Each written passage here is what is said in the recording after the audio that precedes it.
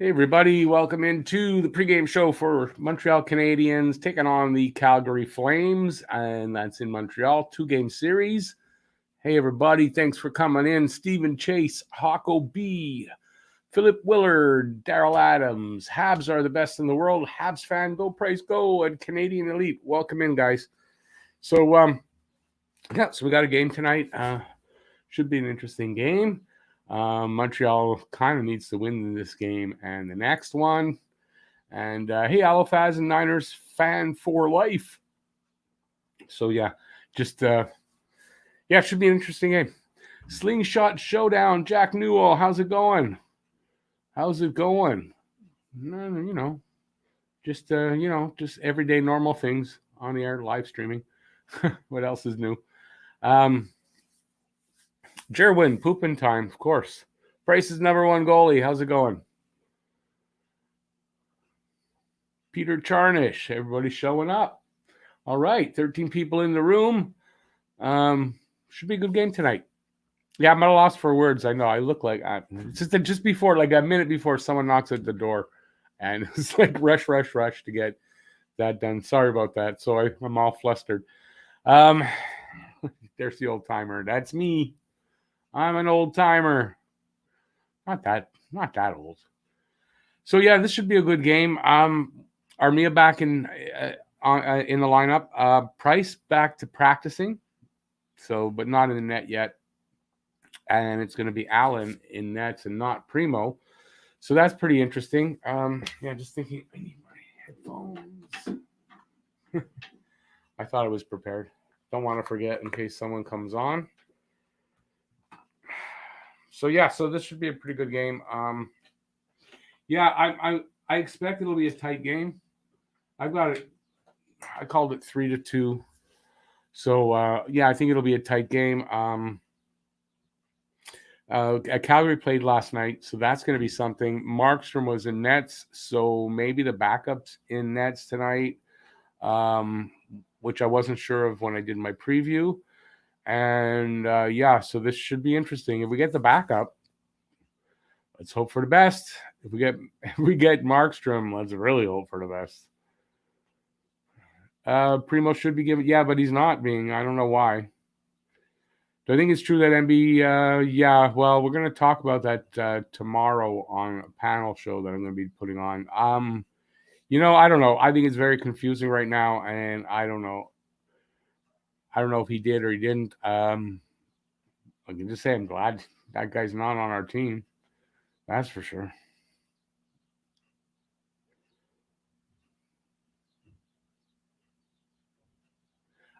Peter, I don't know when he's playing. He skated with the team, so Carrie's on the ice at least. Hey, Massimo. Dixon Automotive. Benjamin. Tony D might be a goof, but he's not bad at hockey. Well, maybe offensively. Defensively, he's not a good defenseman. Hope Markstrom not playing me too. D'Angelo, listen, he's a world-class a-hole. That's number one. Number two, he's not a defensive. So if everyone's complaining about Gustafsson, why are you so hot after D'Angelo? About the same, no?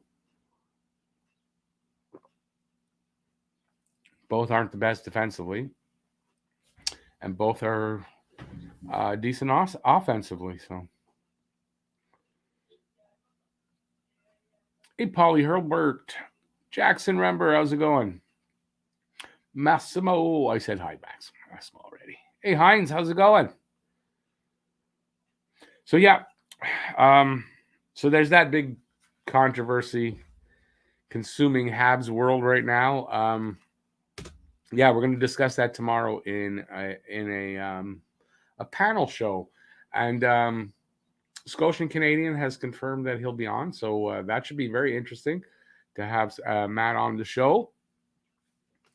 And Habs Guru, some Habs Guru hype in the room. Thank you, buddy. 4-1 Habs, Johnny Hockey. Johnny Goudreau with the first goal.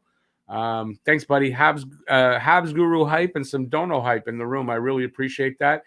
Just so everybody knows, that gets Habs Guru another entry into the draw to get that shirt.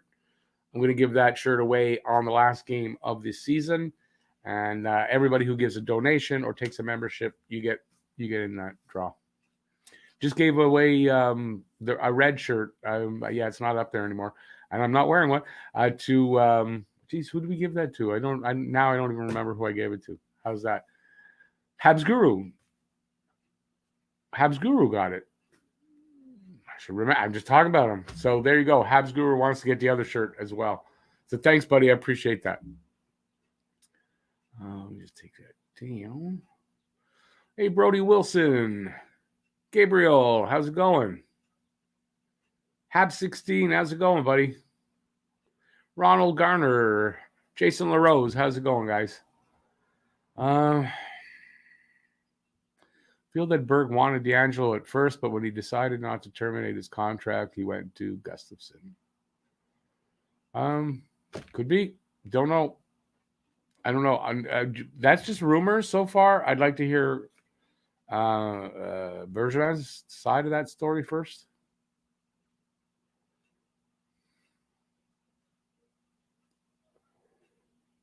Whoop. Benjamin, exactly. They just got to focus one game at a time. Shut these Flames down. We've got 5 games against them before the end of the season, so it's going to be important how they do here against Calgary. Yeah, it's all Gabriel. It's almost a must win. You got to figure, eh? Hey, top shelf. Who's in nets? Allen is in nets again tonight. His 5th start in a row. I guess we all look at it like that, but like it's a lot. But I mean, Carey Price has been doing that for the last couple of seasons at least. So I'm sure he can handle it. Shouldn't be a problem.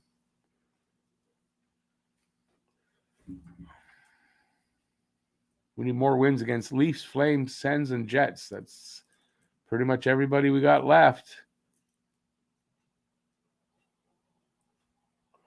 Why do we even why don't I put these up there? I don't even know what I'm doing. Jeez.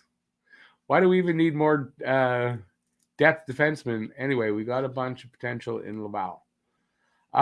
Yeah, but the 2 guys we got, at least they've got NHL experience. I mean, you want some NHL experience going into the playoffs. We have a lot of young players on the team. I'm not sure it's best served to be adding to that if you can avoid it, I guess, is what I'm trying to say.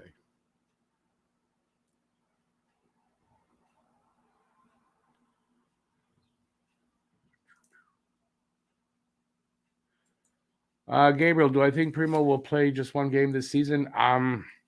Considering Price is practicing with the team, Allen's playing 5 in a row, I got to say no. Unless someone really gets hurt again, I mean, I got to say no. Or you would have figured tonight, especially if if Calgary's got their backup in, I think it'd be a perfect night to have Primo out there, but so I guess not.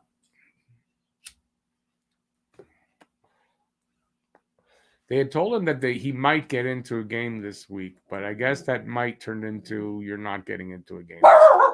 Raven, stop barking. Raven, no barking. Don't you know I'm doing a video right now? Can dogs understand these things? No. I know she can't. It's okay. I'm just bugging. If Montreal decided to retire another sweater number, which one would it be and why? Boy, hit me with the big one. You know what? The next one they should retire is already. No, is it retired?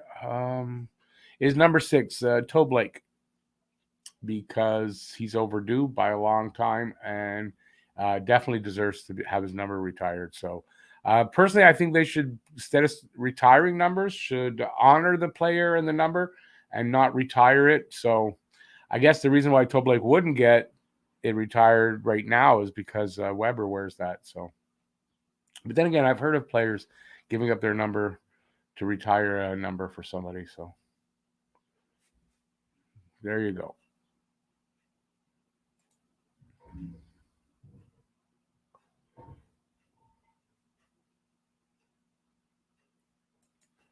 I think Markstrom is expected. saw it on the score. Well, there you go. I would think it's going to be Markstrom tonight too, but depends. I mean, listen, Allen just played back-to-back, so I don't see why Markstrom can't. It's probably going to be Markstrom. Do you think Montreal is going to call up Caulfield since Laval has one game in the next 16 days? Go Habs go. I guess that's a pretty distinct possibility at this point, right? Considering they're not playing this weekend because Toronto Marlies have a player or two on COVID protocol. They canceled the weekend games. So, yeah. Yeah, especially, I imagine a lot might have to do with how they do tonight, right? If they suck tonight, and like maybe they can't score against Markstrom, might mean that you see Caulfield being called up tomorrow. I don't know.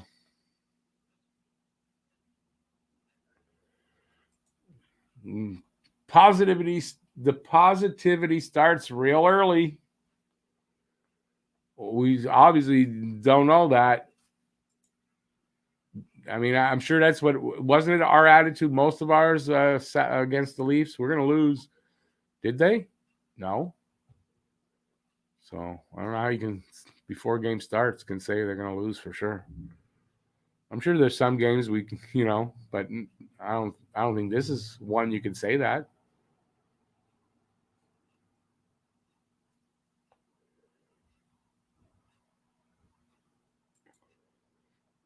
Saw on the site saying they should trade Drouin in off season, and they said we'll sign Deneau. They should trade. Yeah. Well, yeah, I think everyone's going to start calling again for Drouin trades, of course. I mean, and rightfully so, I think, in a way, right? So, yeah. And I'm probably just being nice about it. Well, I've been saying I think they're going to sign Deneau. I've been saying it. So I would agree with that. Hey, John. How's it going, John? Care to give us a little guess for Guess the Score contest? Everybody say hi to Hot Take Hockey. That's John. And if you don't know who he is, you should check out his channel on YouTube. I don't know if he's doing a live stream tonight, but that's a great channel John's got. And if you like to watch live streams and all that, John does just a hell of a lot of those. Great channel, great videos, and a great guy there. Legend! See, I got it out before you did. Yeah, give us a guess for to guess the score. Tell your dog I said hi. Should have named it after a Habs player. Yeah, when I got her, she already had a name. I didn't want to change her name, so I did not. I guess, is there a Habs player named Ray? That's who it is. Markstrom confirmed, so I guessed right. Harry Rice. How's it going, Harry?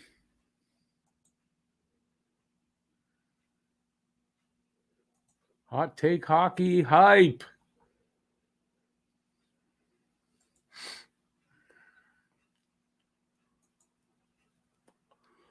Cole Caulfield will be like Marty St. Louis once he gets established with the Habs. What do I think? I mean, yeah, wouldn't it be great if he had a Marty St. Louis career? I mean, I'm sure he'd love that. So, yeah, I mean, I think he's going to be a success here. So, I would agree with that. You never know. Maybe even a bigger career. You never know. If the Habs signed Deneau, they should after the expansion draft. Yeah, I mean, that definitely they should after. Less players to protect.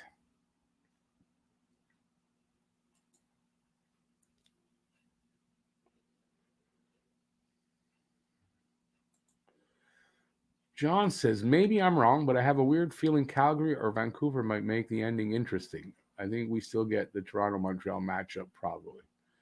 Yeah, I mean, listen, it's either way. If Montreal plays 500 the rest of the way, I think Calgary's got to go 11-2-1. I mean, listen, it's not like they can't do it, but it's unlikely that they will do that. So, but yeah, I mean, they're going to make it interesting. They can play spoiler big time if they want, that's for sure. So, yeah, and I hope we do get the Montreal Toronto matchup because I haven't seen that since 1979. I'd love to see it again. Awesome, Harry. Me too. I think it should be a good game, and knock wood, the boys show up for the game tonight. John is going 3-2 Flames. I got 3-2 Montreal. He's got Weber. I've got Byron. Thanks for the guess, John. Good luck, man. Appreciate that you guessed. Have I heard of Connor Bedard? Yeah, I have heard of him. I'm not sure. It's not next year's draft, isn't it? 2 years. Looks good. Definitely looks good. Weber hitting the net tonight. Oh, yeah. Who's got whoa. Yeah, right. John with the Weber guess. Yeah, well, listen, he's got to hit the net sometime.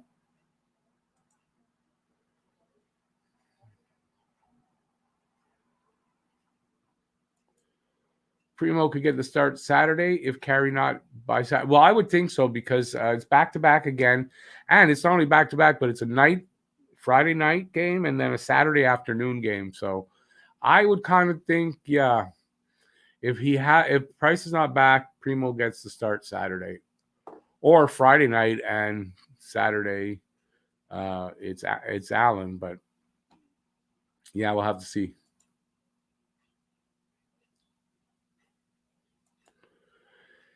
Gabriel, I think if the Habs win at least 2 or 3 out of the 5 games against the Flames, then we'll make it. Well, it'll go a long way to ensuring that, but then they still have to win their share of the games that are left. So, but yeah, I would think they can. Considering there's also 3 games in hand that Montreal holds over Calgary, I would think there's a good chance. Yeah, I would think. I'm supposed to see what time it is. I'm not there yet.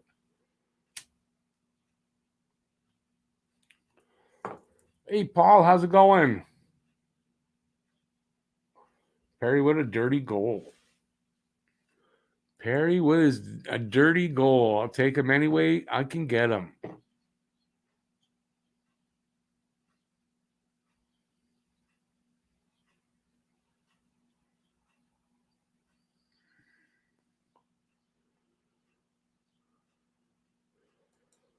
Bedard, that's what you meant, Bedard there, is unreal at 15 and was 1 point behind first in WHL. Yeah, this kid's going to be good. You got to figure this kid's going to be good.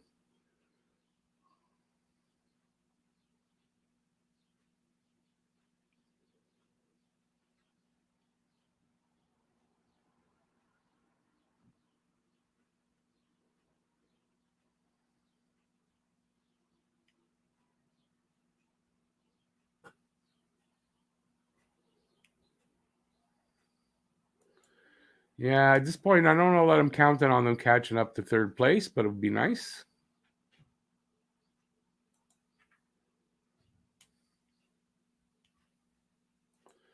Harry's going. Oh, I got the wrong one. Habs fan 291. Hey, welcome in, buddy. 3-1 Habs. Anderson. I was trying to hit this one though. I'm going 1-0 Habs. Let's make it fun and say Foley scores from Armia and Willette. Woo! Aren't you lucky I don't hold you to like that whole prediction, just the Toffoli part?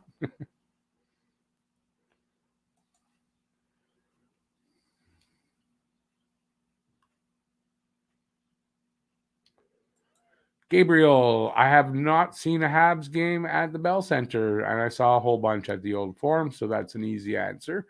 The Old Forum.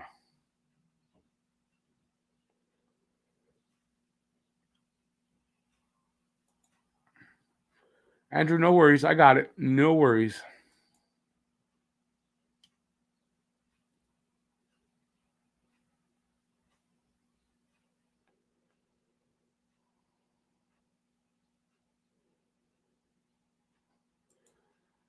Habs at Morgan Burton, by the way. Habs at 96.7% odds to make playoffs. Looks like Toronto, possibly Winnipeg first round.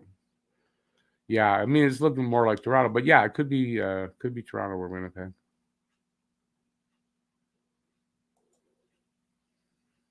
Hey, Troy Evans. How's it going, buddy?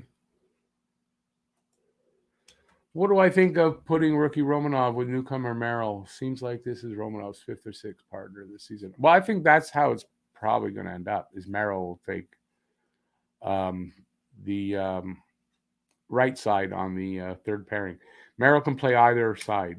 So can Romanov. So I imagine, depending on matchups, they can switch them up. But I think that's how it'll end up. I don't think Romanov has a problem playing with anybody.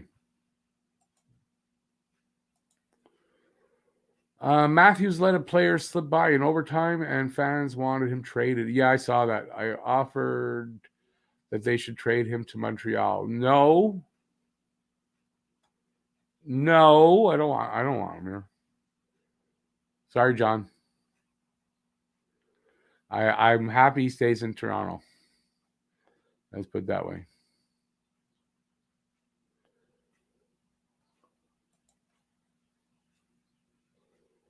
I mean, Toronto and Montreal fans, they're just as fickle. So see, look what happens. He makes, one bonehead play and they jump all over him. It's like I get it if we as Habs fans do that. But come on, most Leafs fans should not be doing that to a guy who's got the stats he's got this year. No way.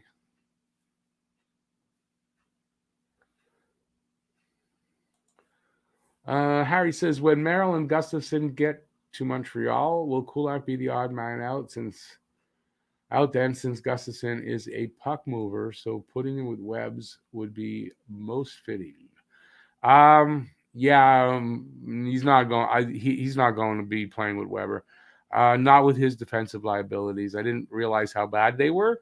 You know what? With Sherratt back, when Sherratt comes back, it's going to leave a juggling act, I think, to get everybody in. So I figure, depending on matchups, depending on who they're playing, depending on how guys are playing, I think you're going to see basically probably Romanov and Kulak with the other two guys slotting in here and there. And if there's an injury, you got lots of depth. I mean, I think that's how it's going to go. I think Kulak's played well enough probably to keep his spot. Until one of these other two guys shows that, listen, I deserve the ice time. I mean, then that's different. By the way, as well, thoughts on the D'Angelo situation and Montreal being very interested in him, apparently. Yeah, you know what? Honestly, I don't really want to go into my personal thoughts too much on it here because we're going to talk about that tomorrow on the panel show.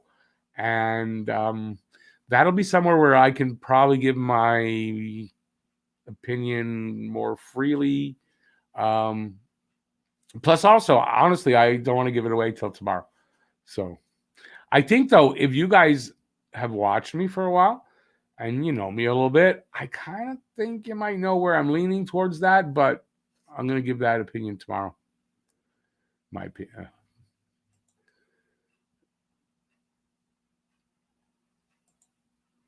Yeah, well, it would take him, oddly enough, it would probably take him a little bit. Some would. I'm not one. He'd have to grow on me. Unfortunately, I know it sounds weird. Just being honest, keeping it 100.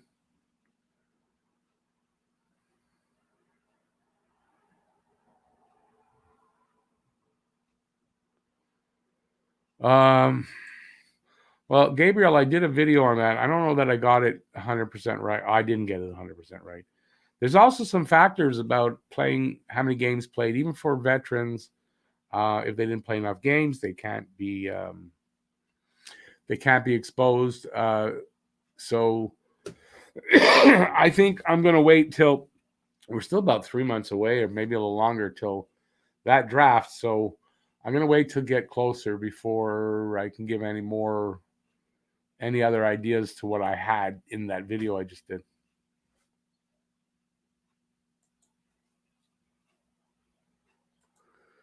Roger says, I did not like Perry, but not so much now. Could I ever get used to the mustache? You think so? Well, that's it. Listen, I didn't like Perry either.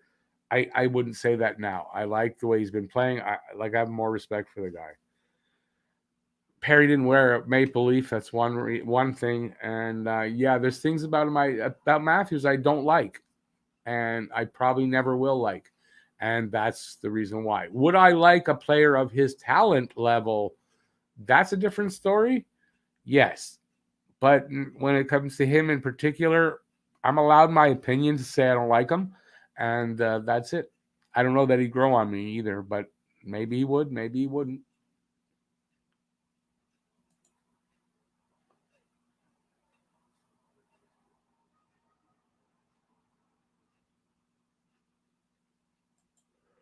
That's an interesting question. If Leafs don't win the Stanley Cup, you think Dubas would be fired because he spent a lot of money to win the cup? I don't think John's still in here. I'd like John's opinion on that one. I don't know. I don't know the situation there enough. You got to think he probably would, but I don't know his situation exactly. I don't know what leeway he has, but you got to think that he would. Winnipeg and Toronto play 4 more times this month. If they sweep, it would be a Habs Jets first round. Yeah. Yeah, no, it would be. Merrill will not play much at all. Yeah, I don't know about that. First of all, we don't know what injuries could happen. That's one. Yeah, I don't think Merrill's that bad. I think Merrill will be good. He'd probably play more than Gustafsson. Considering Gustafsson's defensive liabilities, he's more of a specialized guy that'll come in for specialized games, where Merrill can play, at any point. So, yeah, I got to think. Ray, stop barking. Ray, stop barking. Not even a dog you like.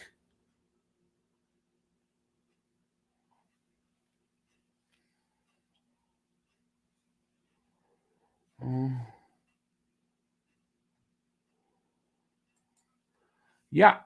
Oh, I guess I should tell everybody. Yeah. So listen, tomorrow, if my dog wants to announce it, my dog's going to announce it. No, we're doing a panel show tomorrow. Scotian Canadian Matt at Scotian Canadian has confirmed he'll be there. So that should be interesting. So so hopefully you guys will check that out. We're going to talk about basically what's going on with the Habs, the D'Angelo situation, a bunch of different things that are going on in Habs world right now. Getting close to game time, so let me just get my game up there while I check to see nothing there. Ray, can you stop barking?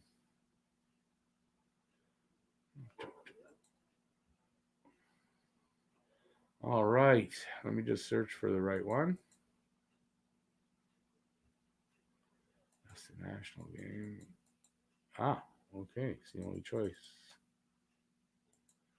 Going to be forced to listen to Sportsnet.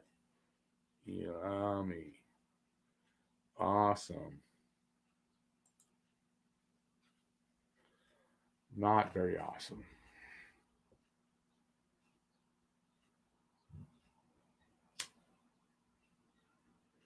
All right, let's get back to you guys. So hopefully you guys will check that out tomorrow. It should be at 9:00. It's going to be me, Goalie Girls Rule, Jeff, Matt, Scotian Canadian. Shamir said he'll be there, and there may be a couple of others. We'll have to see.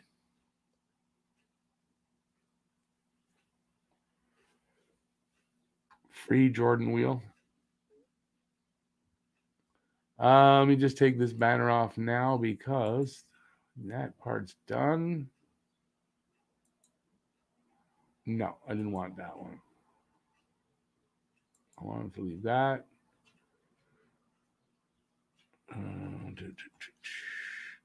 I got a few new banners.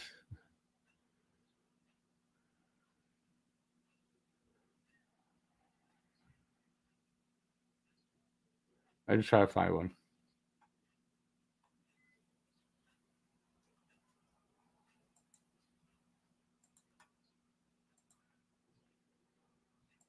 There's a new one.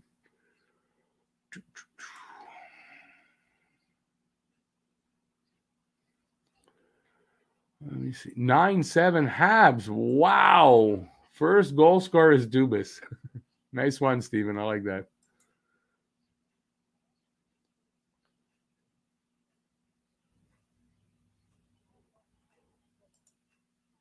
Heinz, it's really none are working? Wow. That's a challenge.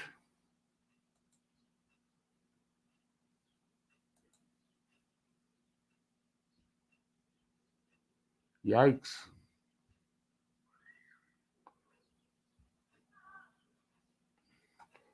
Well, that one's not working.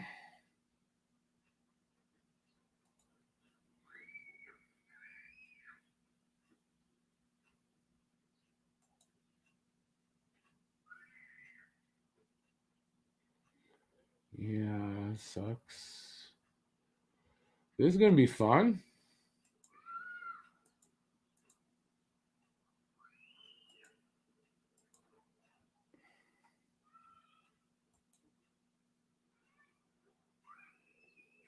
Hang on, I'm just trying to find one that works.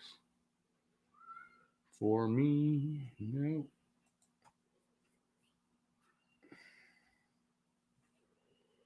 Awesome. Yeah, got one. Bila Sports working. So I'm on Bila Sports working.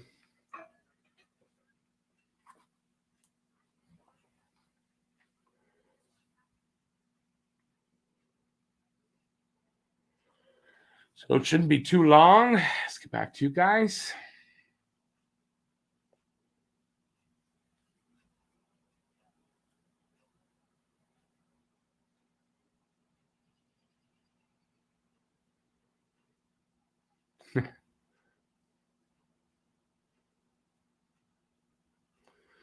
Oh, that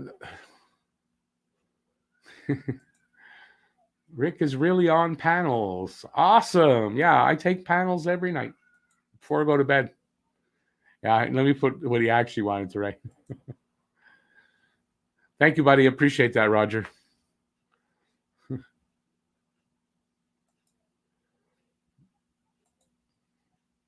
Ray and Ricky, where's Bubbles and Julian? That's what I should have called my cats.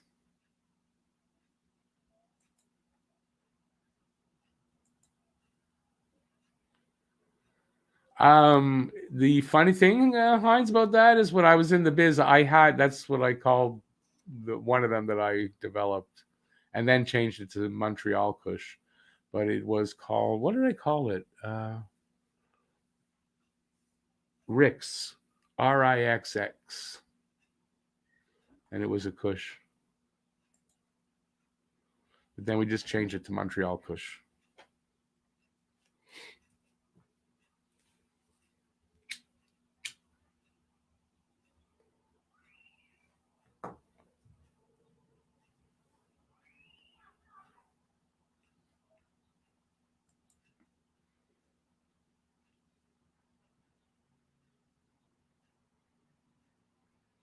Yeah, Bob. I don't get it either. We're going to talk about it tomorrow on the panel. So, yeah, it's a head scratcher. It really is. Armia is in, and your namesake, Troy. No, not Troy Evans. Jake Evans is out tonight for Armia. I see someone got the answer there.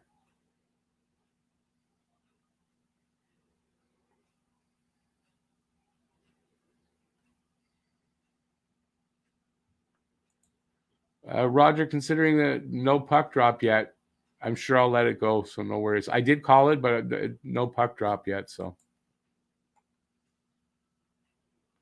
all right, we hit the bottom. So I will remind everybody as we're going through it, I can't get to every single comment. So if I miss a comment, please type it in again, or your options are to take a super chat, because that you can type the comment in. It's all in different colors, so I'll see that for sure. And you'll get entered into the draw for that shirt last day of the season. You could also take a super sticker if you want. You could take a membership. Anybody who does that, you will also get entered into that giveaway. So just to let you all know. And as you see the Chiron on the bottom, that's the thing scrolling along. Hit the like button and subscribe if you haven't already. I appreciate that. Smash those buttons. So we'll call it because they're about to sing the national anthem. So we pretty much at the game.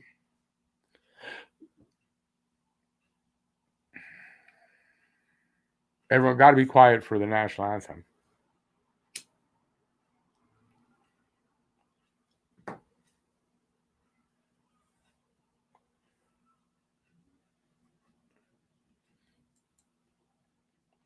I think it's an advantage. They played back to back, so that's really good. I should have mentioned that I don't know if I did. Did I mention it's back to back in my preview? If I didn't, bad on me. So hopefully that's gives us an advantage. At this point, I don't care what kind of advantages, as long as they got them and they win, it's fine by me. I'll use the excuses. I don't care anything about it as long as they win. Hey, Heinz, see you in a bit, buddy.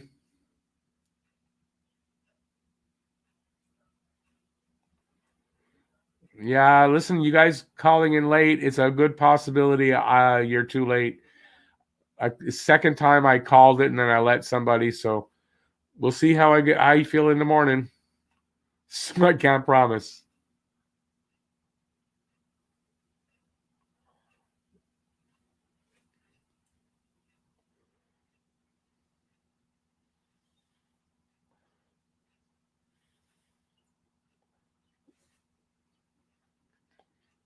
Torch up that Jesus smoke. Is that what it is?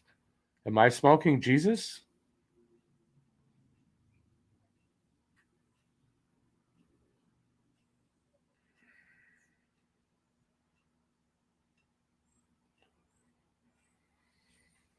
If I'm smoking Jesus, what am I drinking?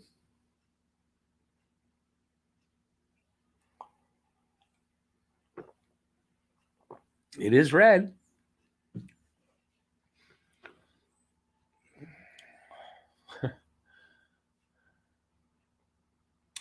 Kevin, they got to figure out how to. Mostly, it's beat Markstrom. If they beat Markstrom, they could beat Calgary. That's what I think. Toffoli playing injured? I didn't hear that.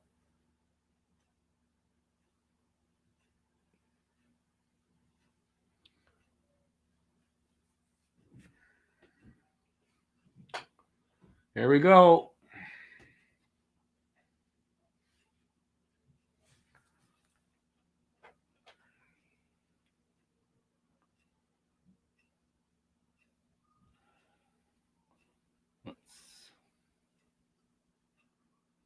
There we go. Come on, Byron. Come on.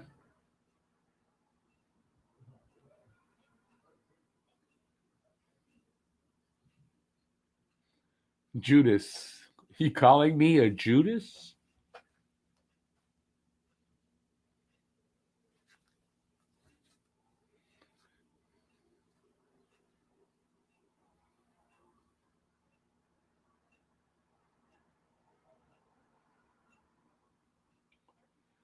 So we got the first minute in. Oh, post. Oh.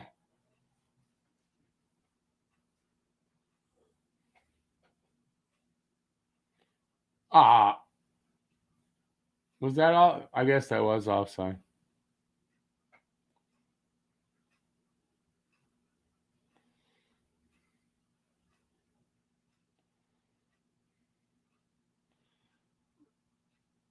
Out. Oh, it was Drouin with the pass. Yeah.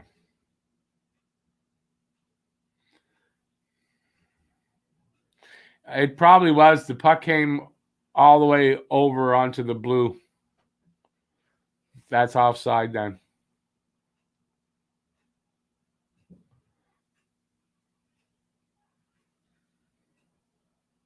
I'm drinking Judas. I think I get it now.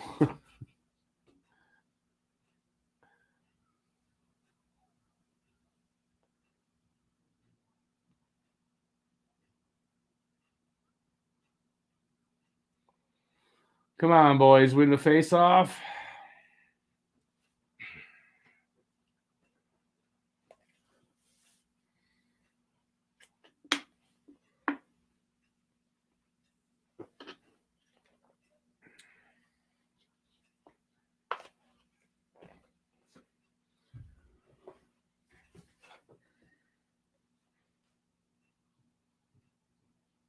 Oh.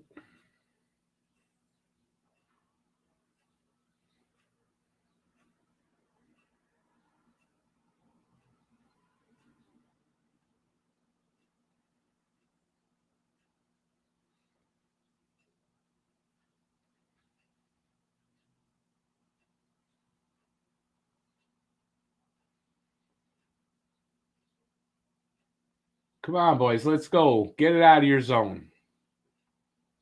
Show them who's boss. Save Allen. Lucic in his 1,001st game in the NHL. And they just knocked me off here. Oh, nice. Nice. God dang it.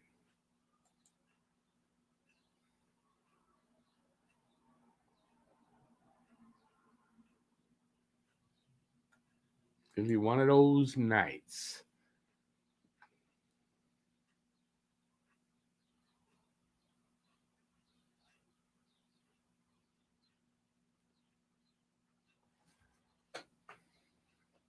So we got 17:27 left in this period. Looks like 3-1 are the shots.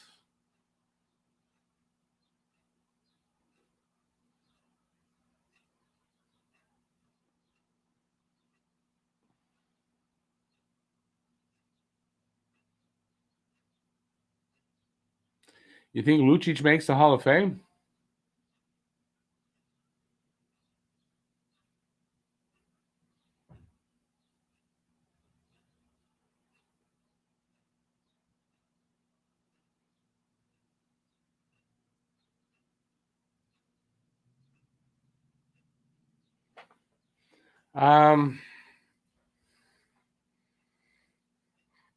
Bob, interesting question, but I guess it means, they help the team get to that extra point. So I guess they want to show that they got that extra point for the team.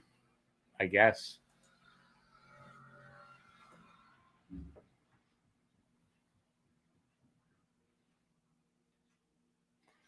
Save Allen on Manjapani. Manjapan. Whatever. However you pronounce it.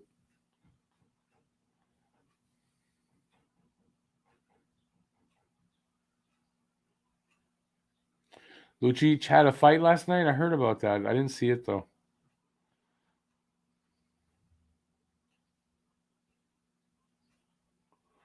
Hockey junkie, good point. That's a good thing about him. Probably the only thing about him I like. Not a guy I like. Okay, I don't like the headphones like that. I can tell you that. Ah, Jesus. Lucic for the Hart Trophy. Ah. Shot off the face-off. Save Allen.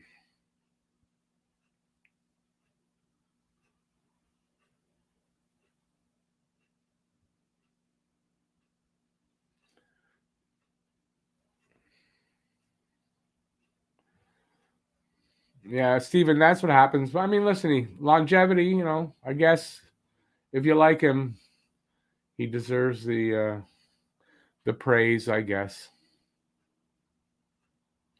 Hey, January, how's it going? Marky, possibly Friday probably not, but Friday, maybe Saturday for Price. He's practicing. 1-0 Calgary, but I didn't see it yet. So let me see it. Scores.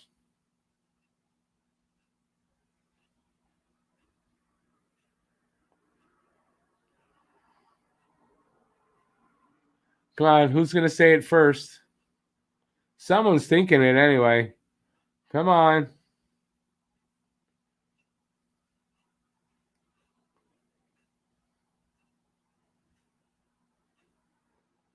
Jeez, he didn't.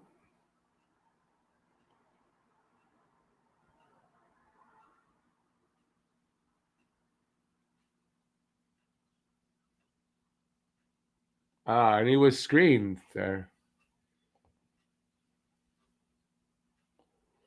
Damn it. Oh, geez, Hannafin. Doubt anybody got Hannafin.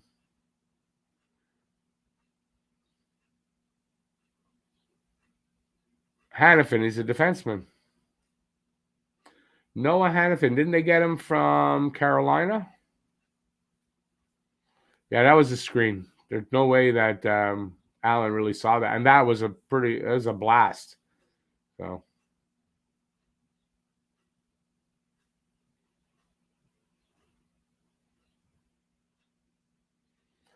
that sucks the air right out of the room.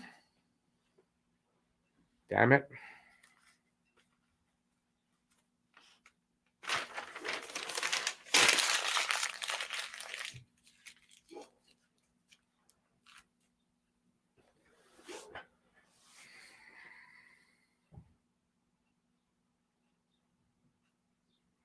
Come on, boys. We got to get that one back.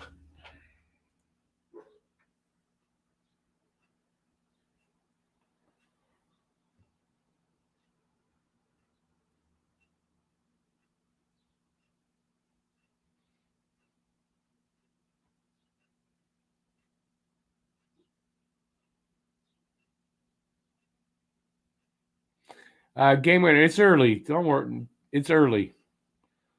Very early.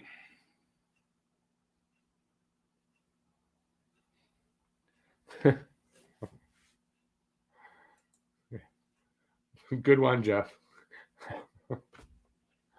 It seems like it, right?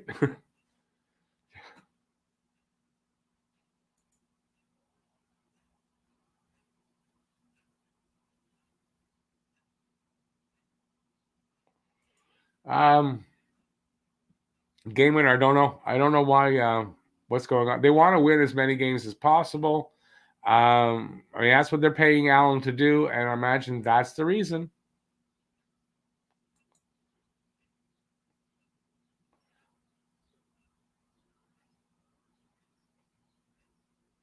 No, this happened again.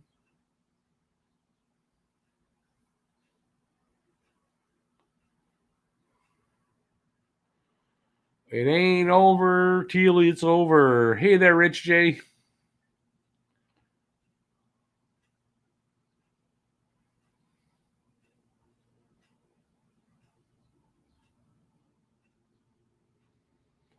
They're trying to get some air and grow a big flame. Are they talking about they got gas and they need to fart? That's what I heard. Oh yeah, it's Gary Galley I'm listening to, right? Yeah. Is it Gary Galley tonight? Sounds like him.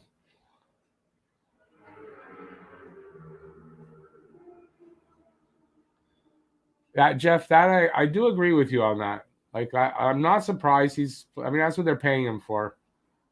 Oh, and Price did this many times, so come on guys, don't get caught.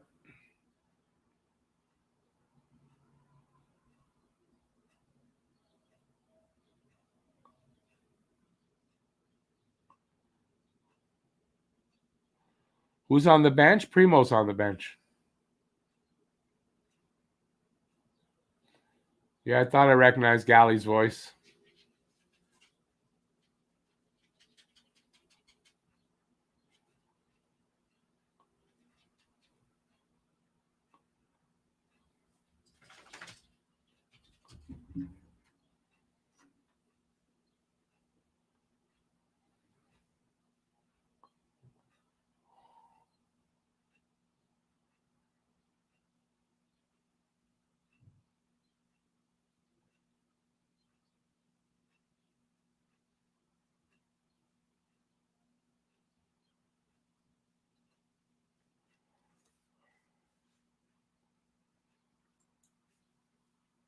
If Habs get wins before Price gets back, Allen is the one who gives them the best chance. I think the team needs to play well. If the team plays well and either goalie gives them the chance, they win.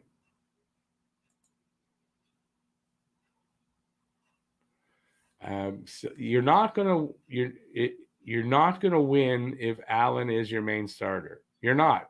You're just not. That's not his forte. He's already probably reaching. He's getting close to that limit where he's going to start to break down a little bit because he's playing too much.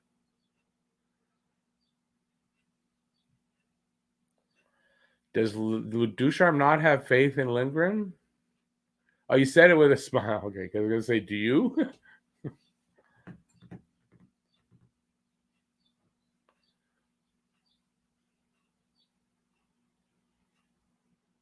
Yeah.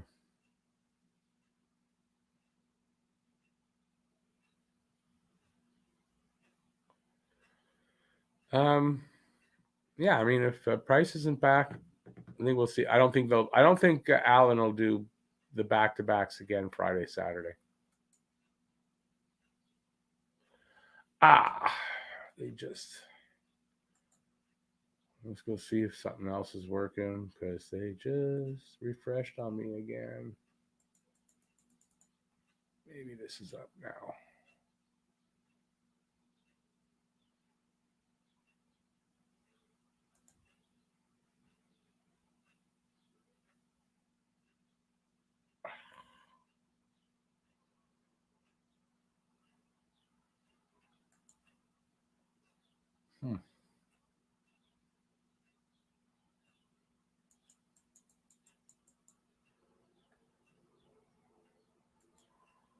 All right, it's going to be a pain in the ass keeping a stream going.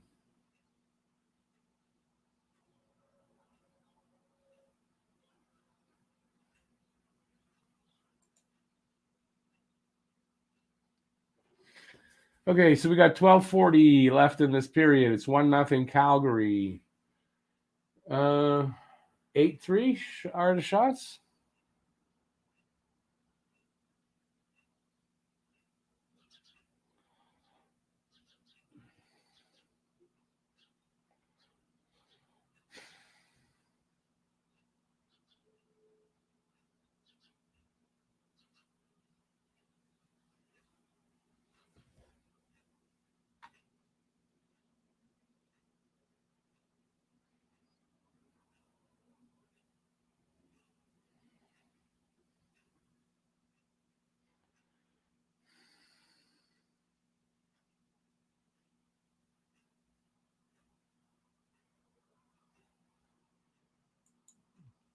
There's a good trivia question.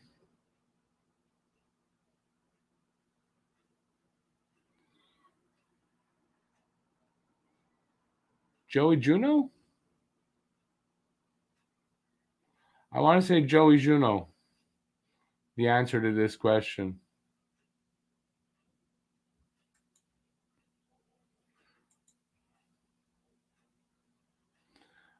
Jeff, I am going to talk about that stuff tomorrow. But they were interesting, not surprising.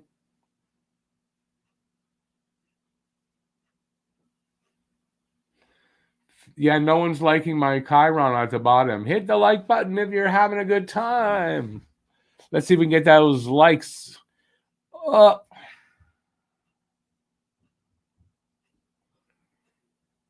Michael Ryder? Didn't Ryder go to Boston? And then we traded for him or something, no?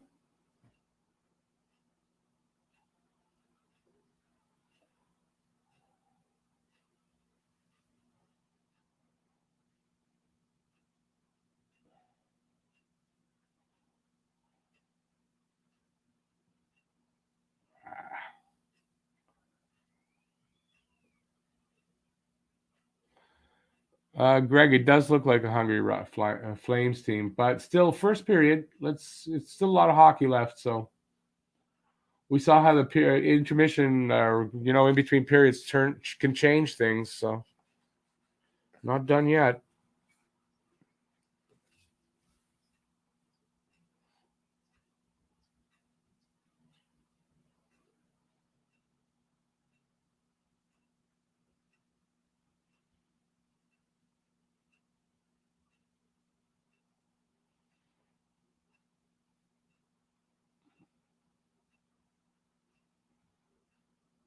Penalty, penalty, penalty.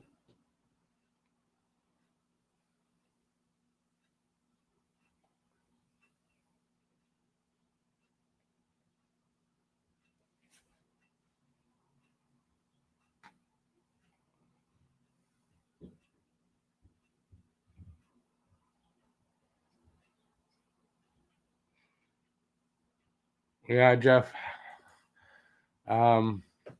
It's been a lot of Calgary in our zone tonight. Maybe just every game I'll just go for the other team. And then Montreal will win. Maybe that's the secret. It's all my fault.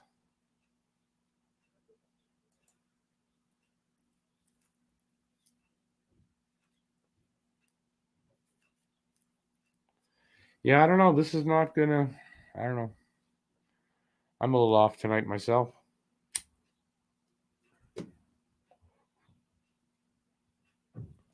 Saving myself for the panel discussion tomorrow. That's what it is.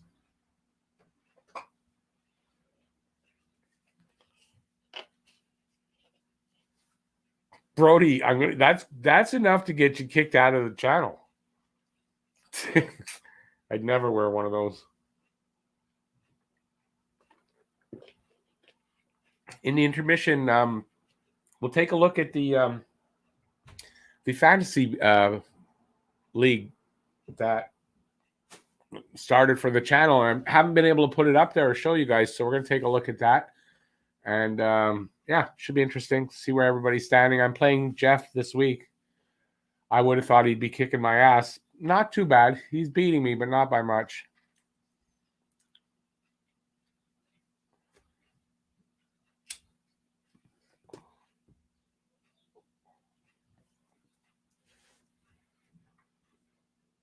Oh, no penalty. Right.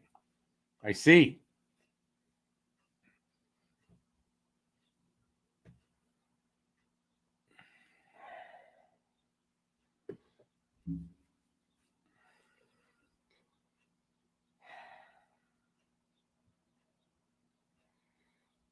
Come on, guys. Clear the damn puck out of your goddamn zone.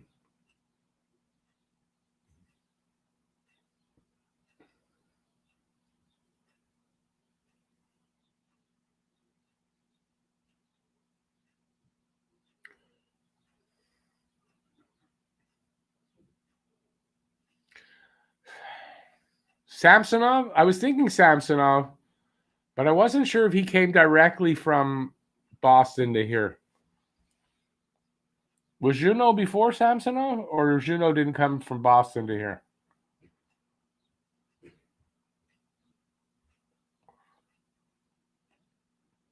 Those aren't retro Flames jerseys. Their retros are black.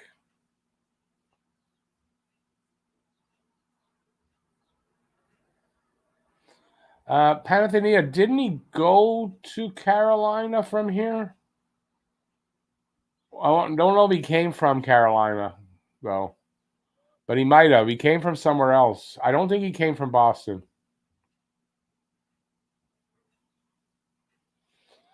First period, Brad, I think you're right. They seem like they want it more, but, second period could be totally different. Let's hope so. Keep it down to one goal.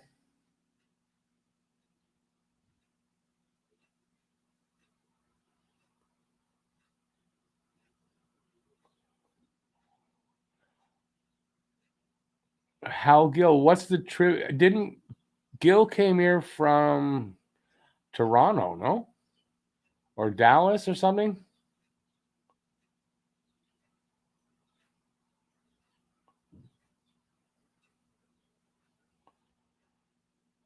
Yeah, Jeff, but they're not the retros. The retros are black.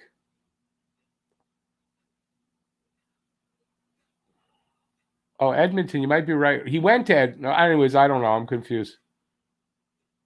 Juneau came from Phoenix. That makes sense, actually. Yeah, I don't know then. It's not a usual team to go to. Montreal to Boston, Boston to Montreal. Not a lot of that.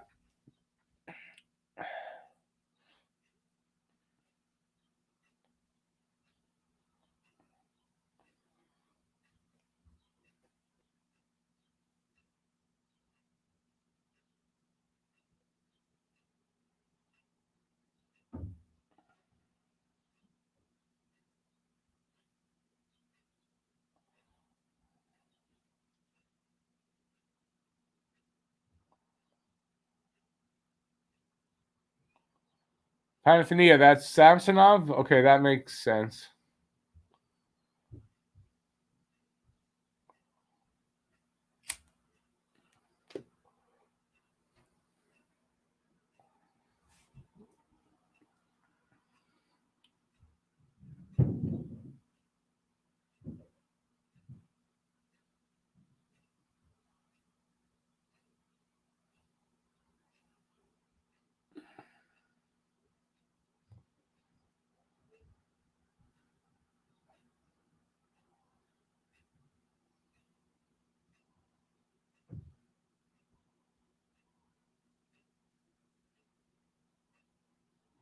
$11 to 5 are the shots now.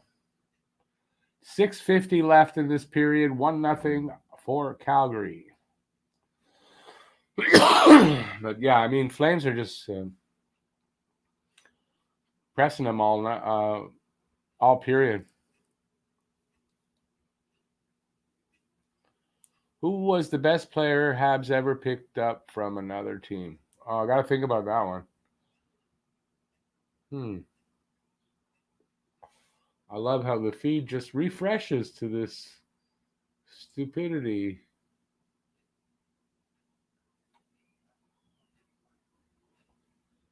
There we go.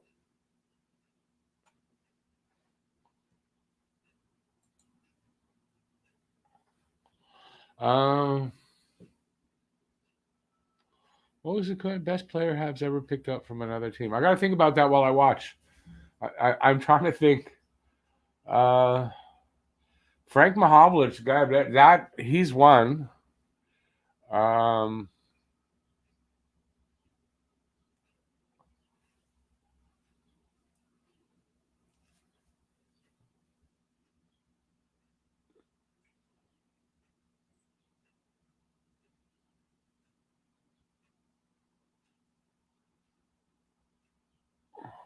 Friday's game is 7:00, I believe.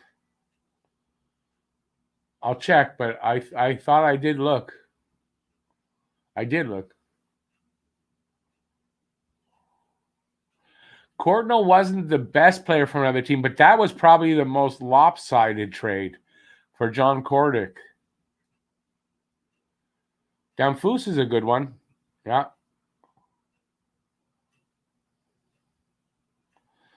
Kovalchuk would be good if he came here at his prime, but I guess we're talking about a player that, Muller is a good one, Bellows too, but I'm not sure. How did we get Muller? And was Muller a trade? I think it was actually. Bobby Smith's a good one, yeah. Steve Ott, yeah. That's one of the big ones. PK? No, we didn't get PK in a trade. We drafted PK. Or is it PK because there's a penalty coming up? I'm not sure. Kovalev is a good one. Kovalev is another. That's a good one. Probably the most recent one, right?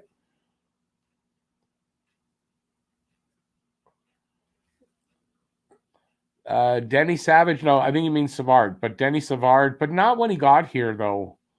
No, I gotta say it's got to be when a guy still was at his best, and Denny Savard when he came here was not. Scott Gomez, that's the big one. Surrey, I guess. Surrey wasn't anybody though till he got here. I think we're talking about players that were already good and then came here. There were a bunch of good names there, and I think those are like the last bunch of them. You could say, what's his name? Damn. The captain, the Buffalo came. I can't. He has Sylvain Turgeon, not Sylvain. The other Turgeon, Pierre Turgeon. There's one. He didn't last long, but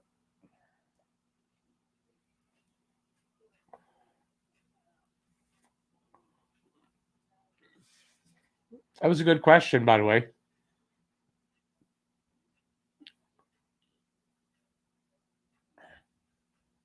Anderson could turn out to be maybe the next one. I think Turgeon's the last one, right?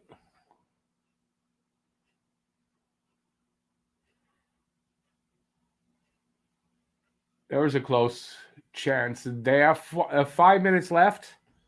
Power play Montreal. 6 seconds in, Suzuki gets a nice little chance there.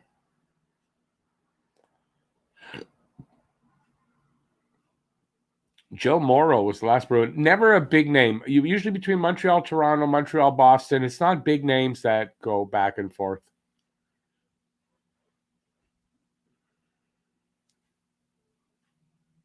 Gary Leeman was a good pickup, yep. But you got to admit, Gary Leeman really dropped off after his 50 goals in Calgary, as a matter of fact, wasn't it? Calgary, or was it with Toronto? Might have been Toronto. Doug Gilmour, but Gilmour also was a little bit past his prime. I put Gilmour kind of like a Denny Savard, right? I'm almost exactly, because their first seasons, they got about the same amount of points. Patrick Traverse. See, that's a name that it was an actual trade between the two, but what'd they do? Who was he? Those are the kind of deals between Montreal, Boston, Montreal, Toronto.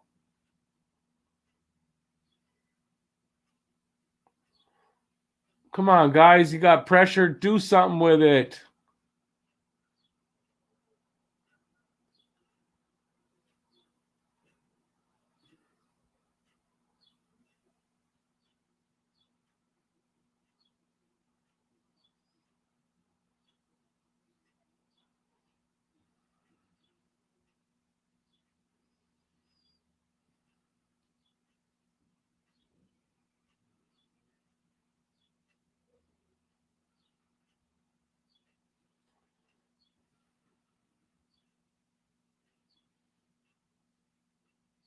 Come on, guys. Use your size.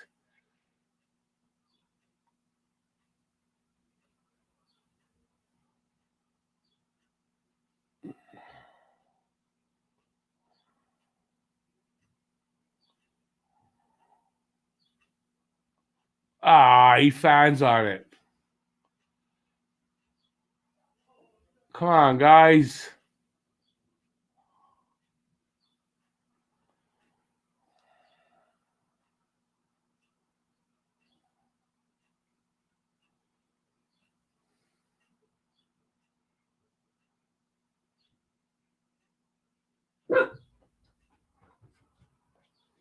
Eric Cole was a good one. Ray, no barking.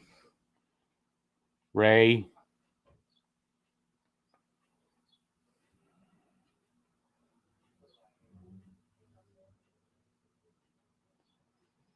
Two minutes and 12 seconds left in this period. Let's see now. Still only 6 shots for Montreal. It's like, with all that, they got nothing. Pierre LaRouche was a good one because he scored 50 goals for Pittsburgh, and they traded for him, and he scored 50 here. That's a good one.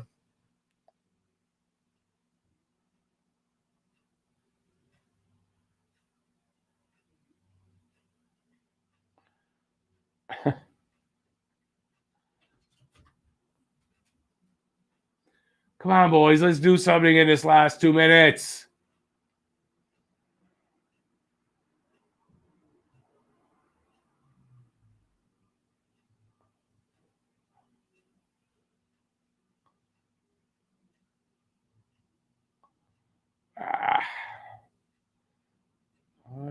Damn wasted opportunity.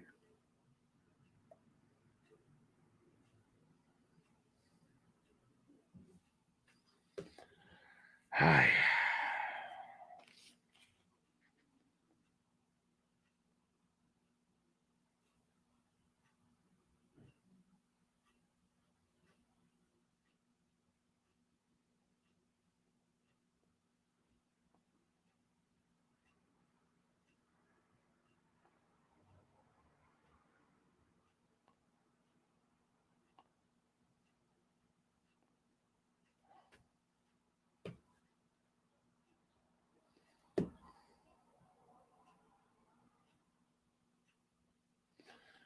Tyler, yeah, actually the stats for Stahl aren't really good at all.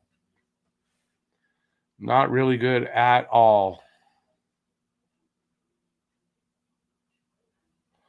Jeff, yeah, it's like too little too late though in the period, but yeah, they're playing better than most of this period.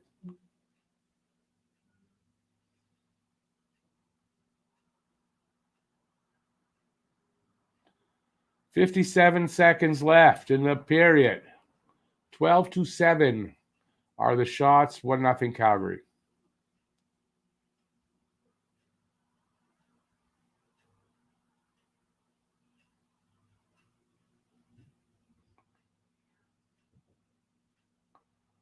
What the hell happened with Markstrom's stick there? Jeez.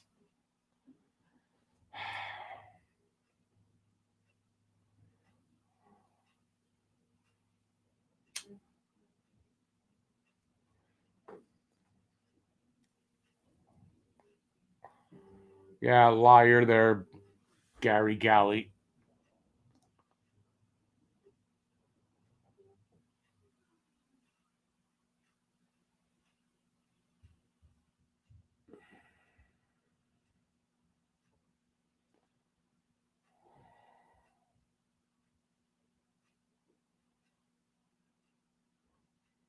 "35 seconds left.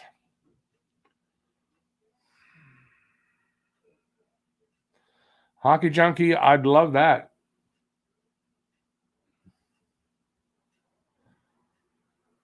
Come on, guys. 30 seconds left. Just get it over with.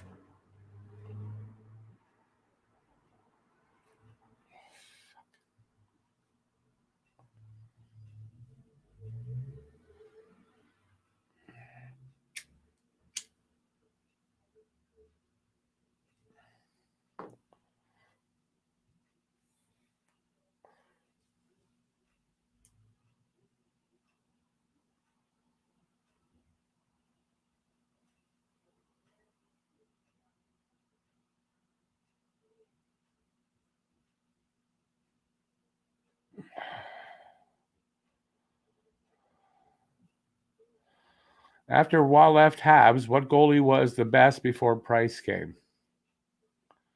Good question. Okay, so this period is up. Oh, yeah, I guess Theodore, right? I didn't get a chance to think. Tebow, listen, if Tebow wasn't under such pressure, he'd have been better. I liked Hackett. Obviously, Jose Theodore, Huet. Huet was pretty good. I don't know. Hackett, maybe Huet was better than Hackett, though, overall. Don't you think? Hackett, a little bit, maybe just not as good as Huet. I thought Huet was pretty good goalie. Tebow could have been a good goalie, but they ruined him by trading him here for a while. Halak and Price basically the same 1 year, and then the next, like basically the same time. So not enough before that you could say he's here before. Steven, you agree with me? Yeah. Hugh, I think, was a little bit better than Hackett. I love Jeff Hackett, though. I really like Jeff Hackett. The crystal ball. Yep.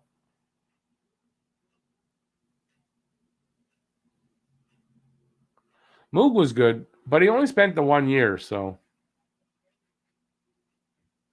Hackett was good. He wasn't great, but Hackett was good. I like Jeff Hackett. Very likable guy.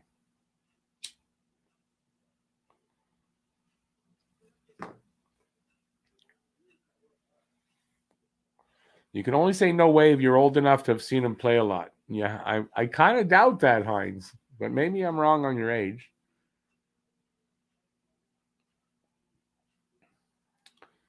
Theodore and then Hewitt. Well, yeah. Theodore then Hewitt. You're right. Theodore then Hewitt. Or was Hewitt here before Theodore though, or just before Theodore? But they were here at the same time. We're talking about Dan before Patrick Roy. Oh, after Patrick Roy, excuse me, and before Price.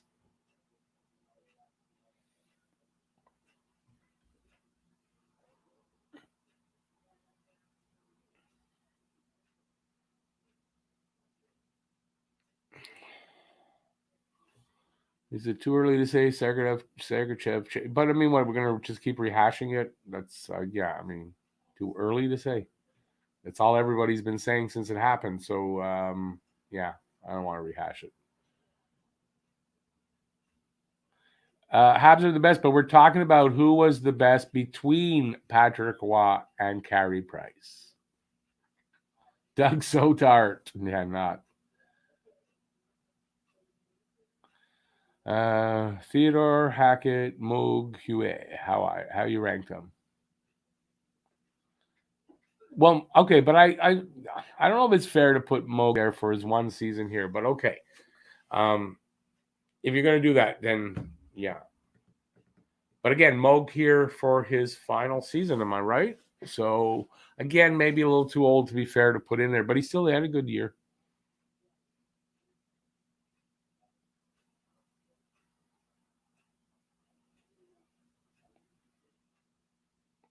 Mark, it does look like Montreal played yesterday, not Calgary. I don't know what's up with that. They're going to have to come back with a much better second period, or it ain't going to be good.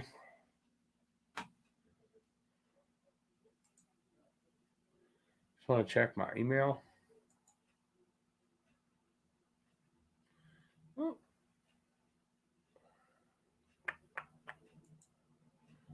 Oh.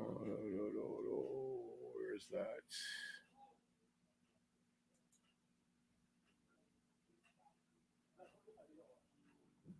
Oh, yeah, it is down there. I thought it. Okay. What do I have up there?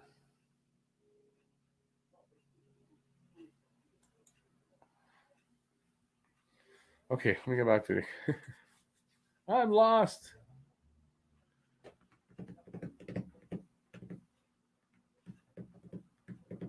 Game winner, you might want to think that over. Eichel is out for the rest of the season. He's going to have surgery to fix whatever's wrong with him. And from what I understand or what I heard today, maybe a little bit in doubt whether he'll be healthy to start at the beginning of next season. So, yeah, I don't think anybody's trading for Eichel.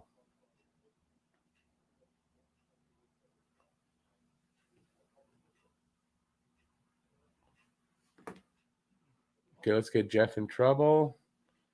In Jeff's opinion, Raw the best of all time. Price isn't in his top 5 of all-time goalies. Okay, that's fair. Definitely, Raw for me is the best money goalie out there ever.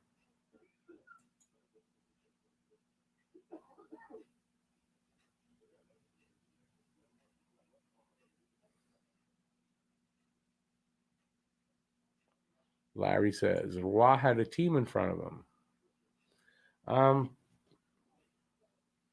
But don't forget, Roy didn't have the 1970s team in front of him. So I mean, he had a good team in front of him in general, but not always, and not the best of the Habs teams.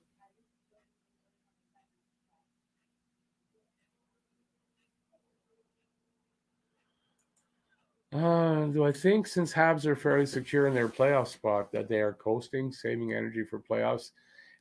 No, because it's possible with other teams, but considering Calgary sitting just below them, you're coasting against the team that could catch up to you. I don't think so. I don't know. I don't think so. Something's either wrong here, or they just haven't gotten their legs under them for some reason. and we'll see a better second period. Let's hope for that.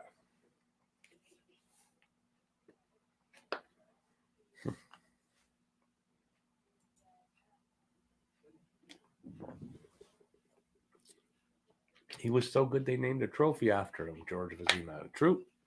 But if I'm correct, the reason they named the trophy after him, he was good. And then didn't he get sick? Either he got sick while he was playing or something like that. Something happened on the ice. Something happened to him on the ice. He never came back to play again. I think that's one of the biggest reasons why there's a trophy named after him. But I mean, he was a good goalie, definitely. But yeah.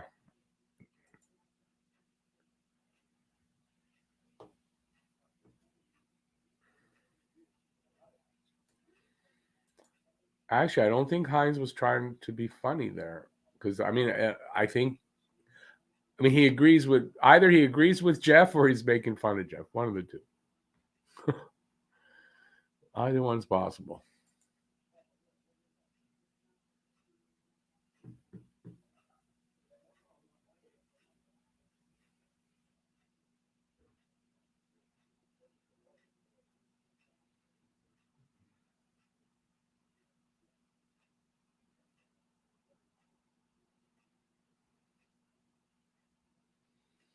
Apology accepted, Andrew. Hines has Roy, Dryden, Plant, Vizina, Hayward. No, don't tell me you have Hayward over Carey Price. I don't know about that. That's kind of something smells fishy there. Is he definitely in 86 and 93? I'm not taking that away from him. I'm just saying the teams around him weren't as good as some of the best Habs teams. That's all I'm saying. Right, 93. It's right. He had an underdog team. But one of the reasons why they won was the big guns were all knocked out early. So it opened up a path for Montreal, well, for any team to take advantage of that. Montreal did. Or was that 86? One of those 2 years. In 93, also 10 overtime victories in a row. That was a big reason.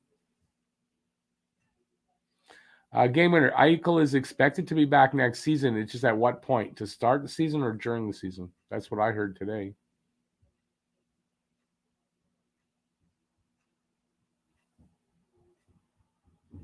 Lucas, I don't even know that. I mean, okay, they're better teams than we've had, but like in the last 20 years, maybe, but I don't know that I'd call those necessarily good teams in front of them.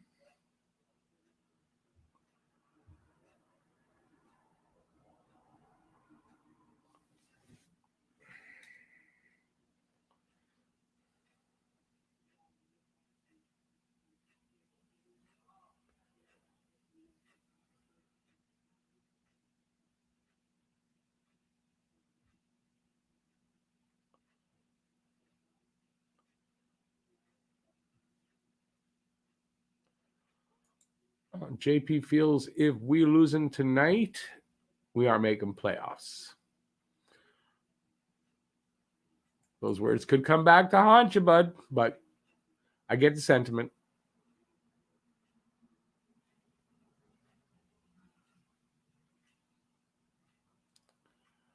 Where was I?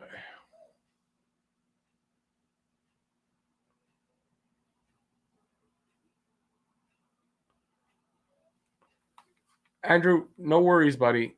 Like I said, everything's fine. You don't have to. There's no worries. Understandable.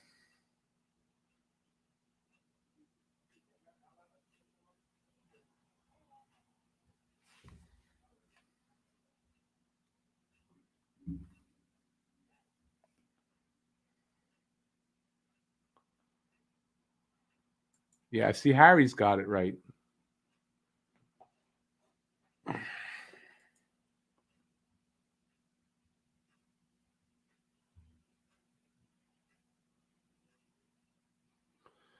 Yukon, that's pretty obscure. Quite. Do I think Price will become a coach when he retires, or he focuses on his family? I say I don't think he coaches.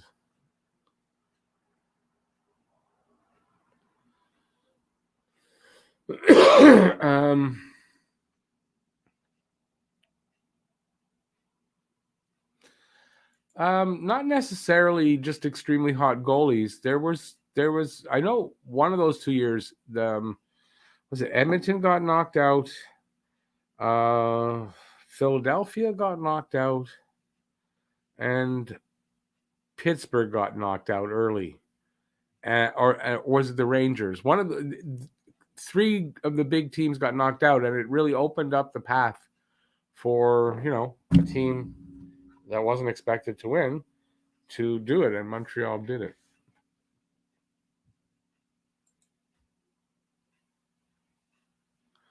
Who was our worst starter ever? Who was our worst starter ever? So don't say Rasico because he's not a starter. Not ever. Yikes.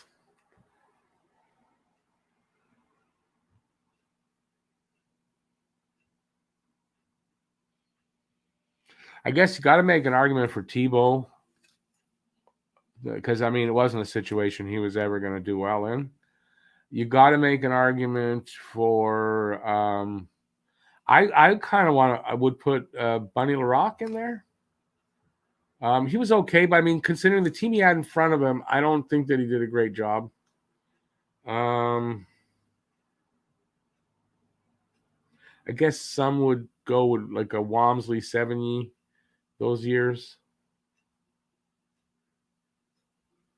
I'm trying to think, who was our goalies in the early 2000s? Who was our goalies then? We went through them, right? Theodore,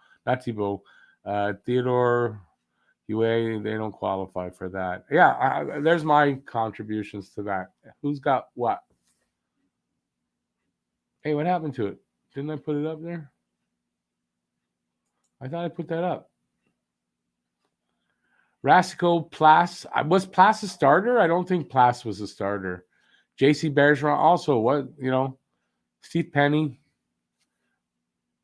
David Abisher. Was he the starter, though? You got to remember, he's asking for the starter, not a backup. Jose Theodore at the end. I think that's, like, you guys keep asking me what's the last game I saw. I think one of those starts of his at the end of his tenure here was against Carolina. I remember I saw that. I think that's the last game I saw. And, it was horrible. He gave up, they were like ahead by a few, and he gave up like 5 or 6 in a row. It was horrible.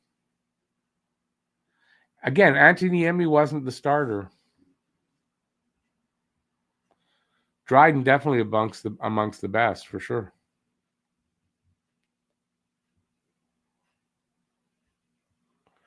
Abisher was decent, but he wasn't the starter. Moog did well here. He wouldn't be amongst the worst. Was Reggett a starter? But Reggett never played here. Reggett played what? Pittsburgh, Toronto. He never played for Montreal that I remember. Unless I blacked out for a season.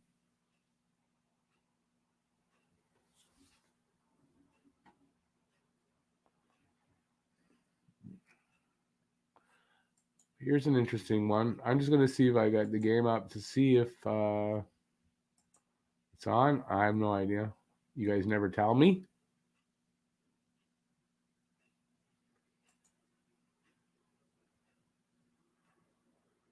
Okay, wait.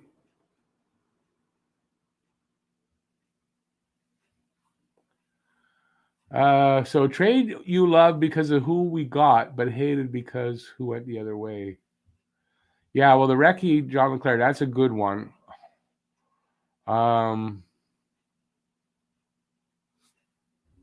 Should let you guys do the heavy lifting on this one.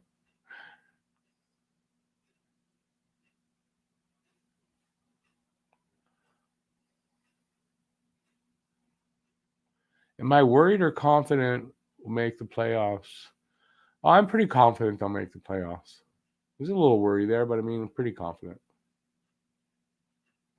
Oh yeah, Tugger was here. Ron Tugnut was here. Forgot about that. Mike Condon, yeah, that could be a good one for worst starter. But Tokarski, though, wasn't a starter. Condon was because of the Carey Price injury, so he was definitely starting.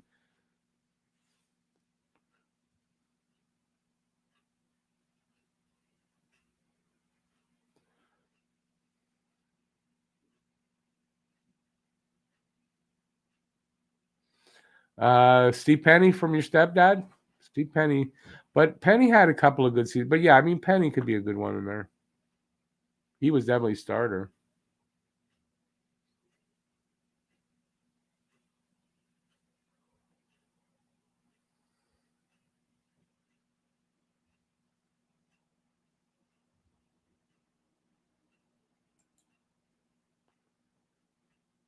I'm trying to think of one.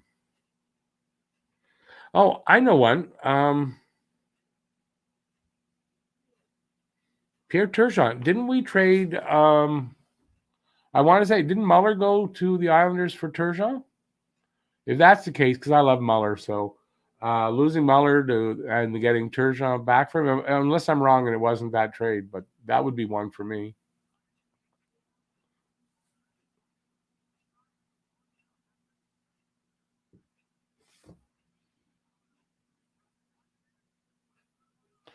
Rick Wamsley played for Montreal. Rick Wamsley was a starter here. Him and Sevigny basically split starts.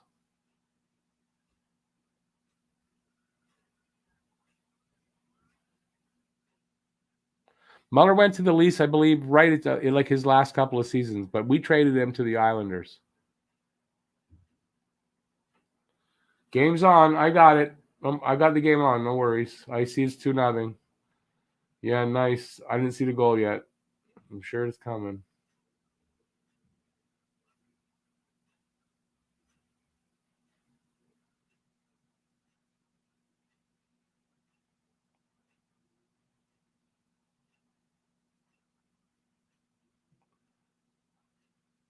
That's it. Why don't you screen him? Just stand in front of your goalie. Screen away.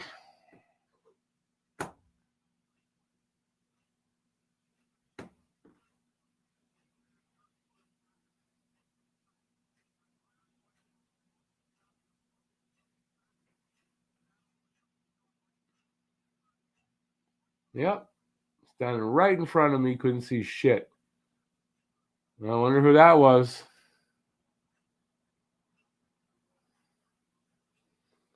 Pat Jablonski was not a starter here in Montreal. Pull Allen? Are you nuts? So, like, seriously, you're going to blame Allen on either of those two goals? Like, really? Wow. That's all I could say. Sorry. I don't mean to be, like, rude about it, but I mean, really?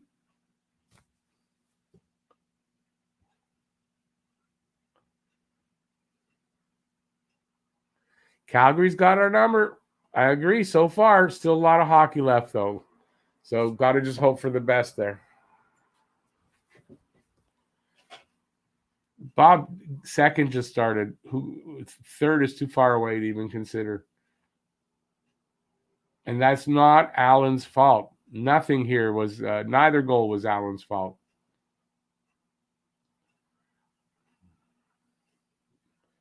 Petrie was standing in front of him is like, hey, do I have a stain on my ass? That's kind of what it was like. What do you think? What's Allen supposed to do? It was it was rhetorical. I wasn't really calling you nuts. It's a saying.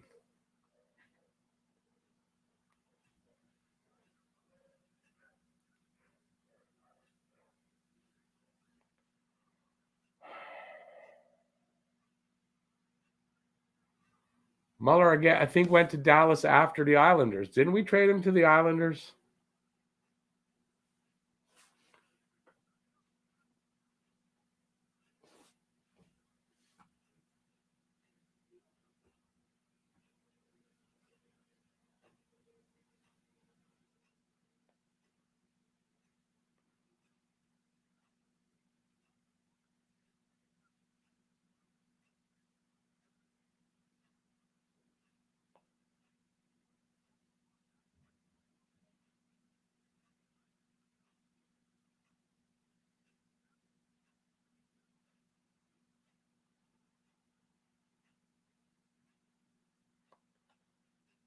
Pull Allen to give him rest. Still, that's come on. That's okay.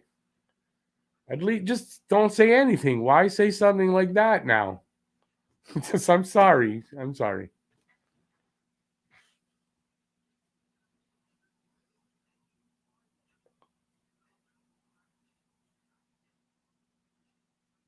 See what happens when he sees the shot, he stops it.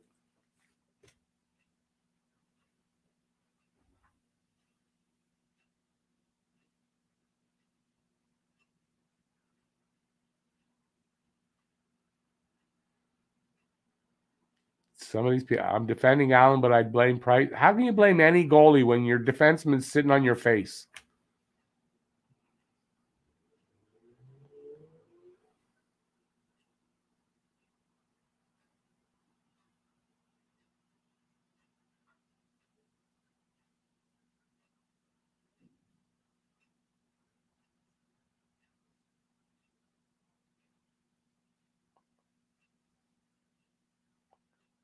Oh my God. Good question, Daryl Adams. Why you give me the hard ones? Wow. Off the top of my head, best draft pick. Guy Lafleur.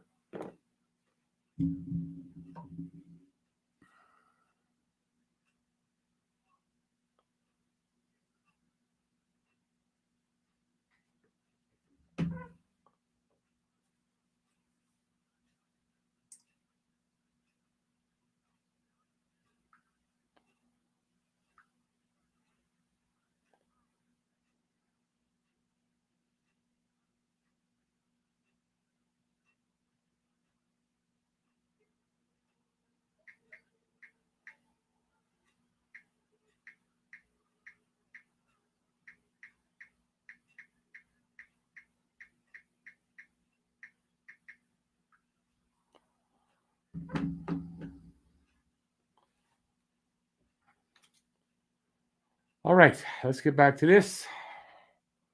16-8 shots on goal for Calgary. 2-0 Calgary, 16:40 left in this second period. Hey, I'm Nub. How's it going, buddy?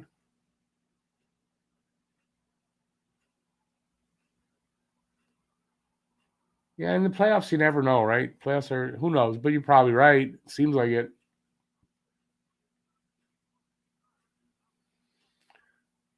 But Jeff, even with X-ray vision, so he would have been able to see the bones in Petrie's ass, but that's it. He wouldn't have been able to see through them.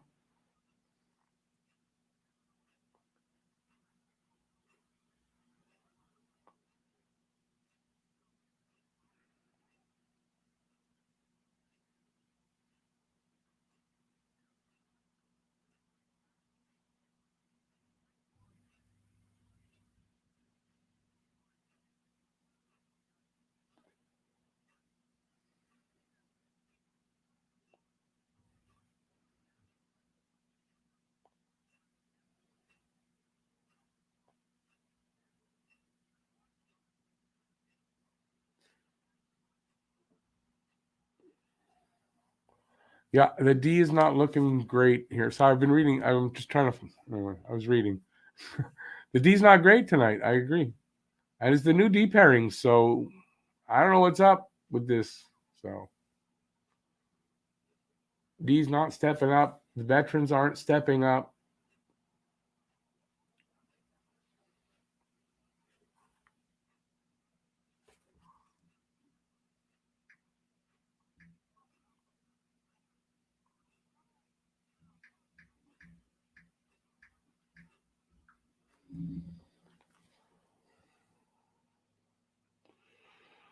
Paul, that's the whole problem all year, right? Which ones are the real ones? They're so up and down.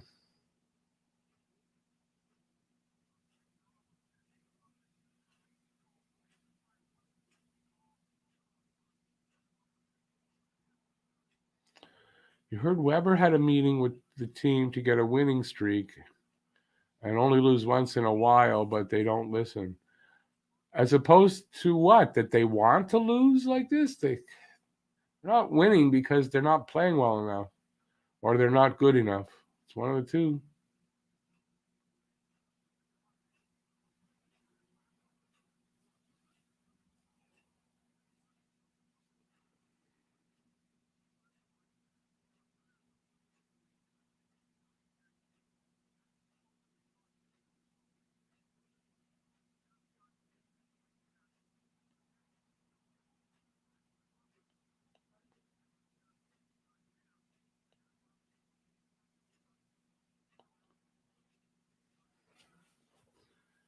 We're getting killed in the face-off circle, 34.4%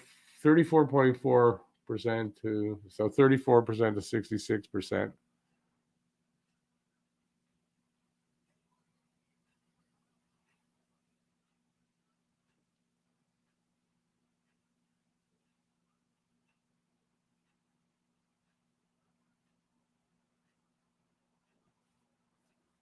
Okay, let me see some of this game. See what's wrong with these Habs. Let's get a goal.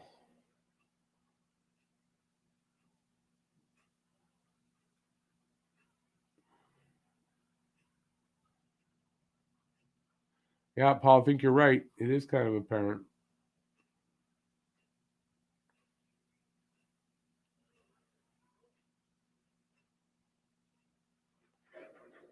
Troy, I don't know the answer to that. Ray, don't bark. That's just a noise outside. Ray, don't bark.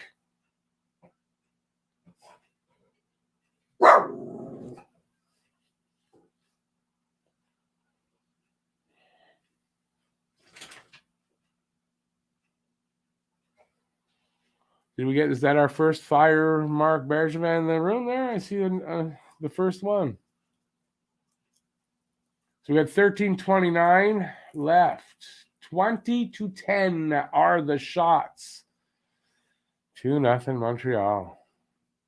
My dog is named Ray because her name is Raven. So for short, I just call her Ray. And I like it.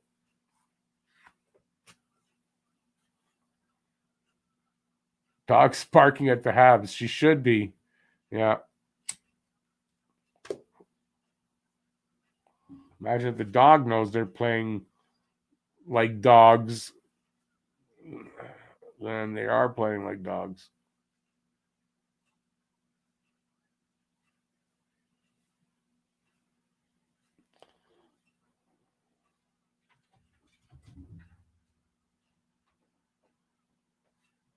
A good one, Brody.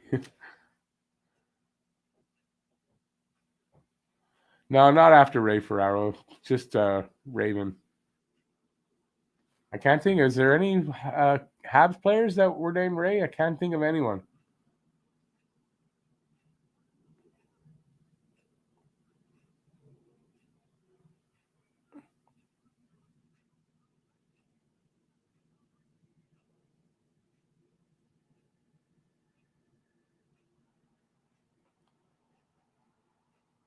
Not Ray Bork, no.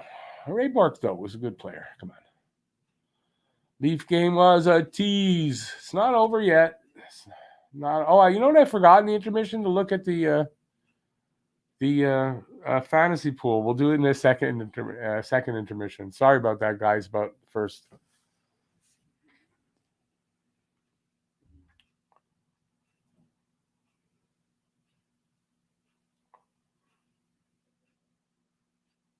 Ray Richard was the third brother. The pocket rocket. That's what she is.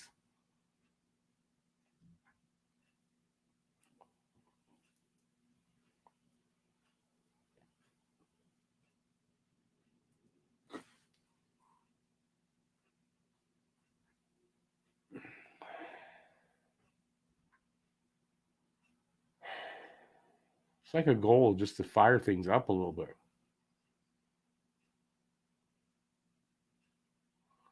Ray Scampanello, that's a ref. I'm not naming her after a ref. Not after Ray Shanahool, nope. Hate that guy now. What was Lalone? Newsy Lalone?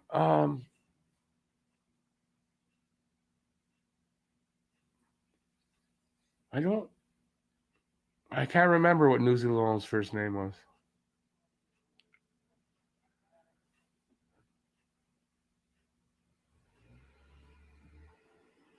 No guest tonight.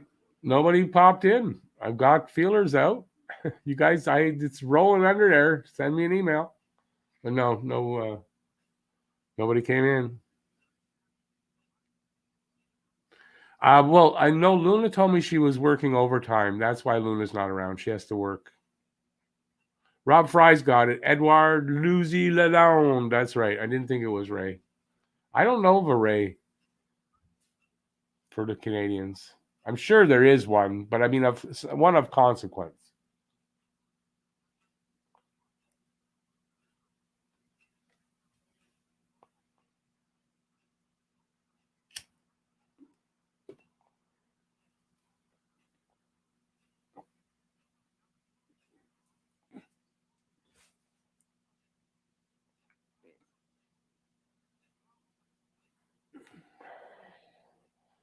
It's a good point, Canadian League. I wonder if all the juggling is not affecting them at all. But this lineup did well against the Leafs, so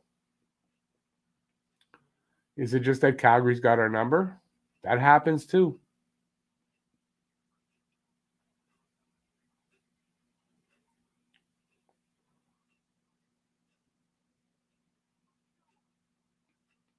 Is it just that we can't solve Markstrom? Is it Markstrom that's got our number?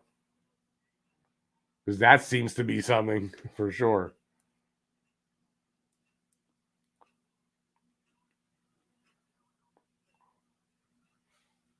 Habs are the best, isn't a troll. He's been around a long time. I don't think he's a troll.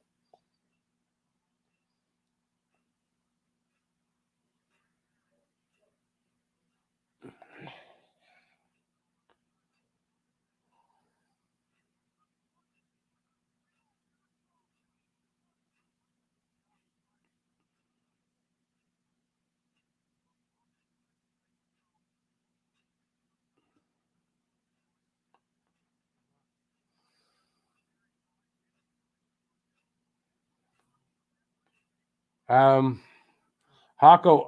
while I totally agree with that sentiment, when it comes to Markstrom, I mean, it is the case. Markstrom's hot against Montreal. I mean, you can't deny that. So, but you're right. I mean, seems like every game there's a hot goalie, and yet Montreal's offense, granted, a lot of it came at the beginning of the season, but I mean, we're right up there in offense. So I don't. It's like a smoke and mirrors thing. I don't get it. I don't get what's going on. But looks like Markstrom's gonna. I mean, they're not getting a ton of shots either, but they're not getting any past them.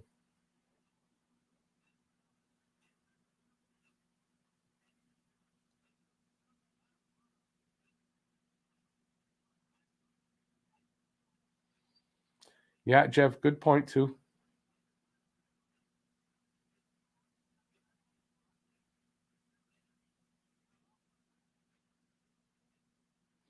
Canadian League, they did that with definitely did that with the defensive lines, and it didn't work. And now they've changed them, had a good game, and it seems like they're back to being, I want to say, crappy.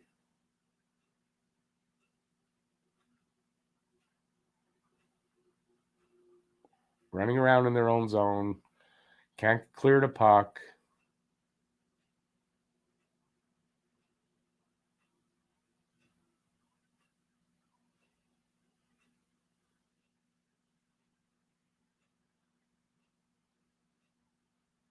Goal. Okay, let's see this. Kulak. Yeah. That's a well-needed goal. Nice goal there by Kulak. That's a nice goal by Kulak, man. Where did he carry it all the way?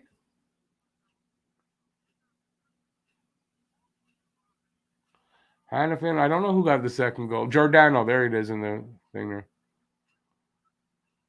Nice play by, was it Anderson to get him the puck?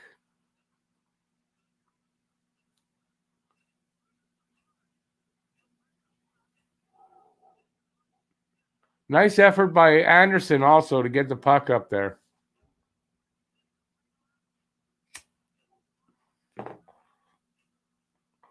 Ray Como, but I said someone of consequence, though, Bob.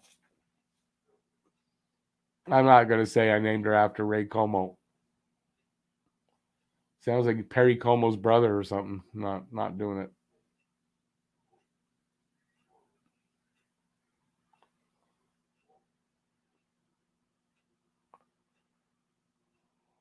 Bandwagoners back on. All aboard. All aboard. Bandwagon is leaving the station.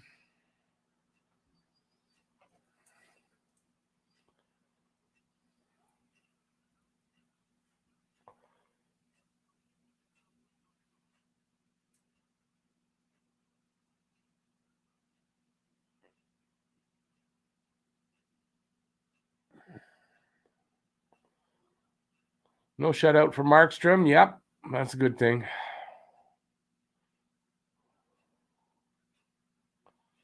Kulak became Kulak.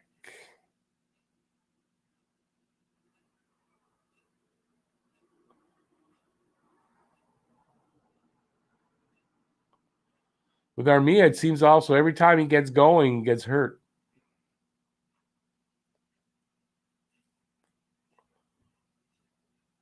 Can't burn the wagon to the ground. The wagon's right here. What are you talking about? I'm the driver of the wagon. The wagon never gets burnt. It just has to go in for repairs every now and then.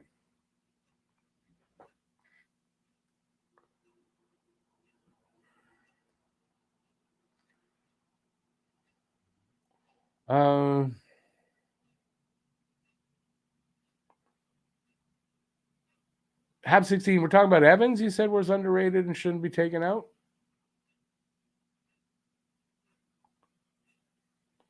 Next shootout, Kulak goes after Byron. Let's hope we don't get to that. Let's hope they can come all the way back and win in regulation.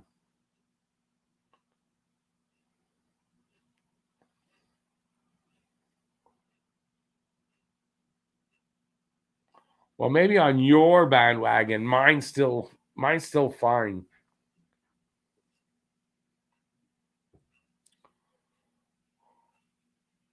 Have 16, yeah, he did ask about that. Yeah, for when the new guys join the team.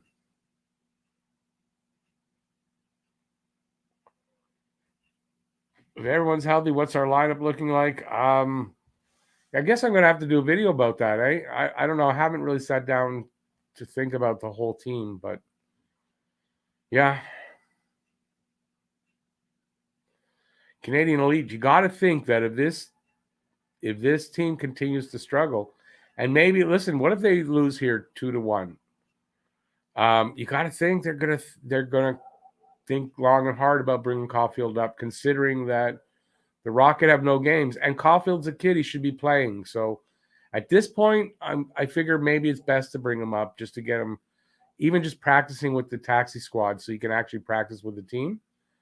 That might be, you might see that. That doesn't mean he's going to play, but I kind of expect he'll be called up to the taxi squad because that makes sense at this point right now. And if they could, if their offense is anemic like this much longer, you got to figure they're going to give him a shot. I don't know if it's the best thing to do, but I got to figure they're going to do it. But definitely, he's got to be practicing, which what they can do the Rocket, but he might as well come up and practice with the big club. That could help him out a little bit. He can travel with them. It's a couple of weeks where they have no games, basically. Yeah, this is not looking good. Oh boy, how did that not go in?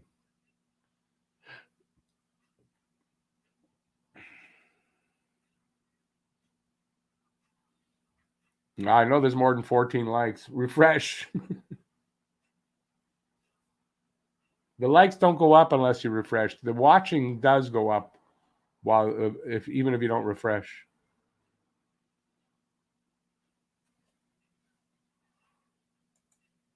Change this.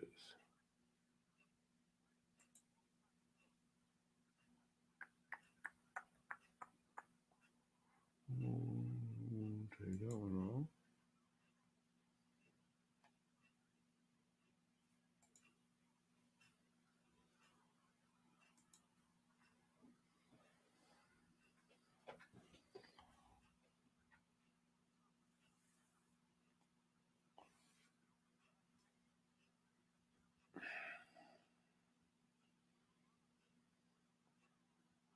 5:55 left in this second period, 21-16. Well, that's a little bit better than shot ratio. Well, that's been out there a long time. Get off the goddamn ice.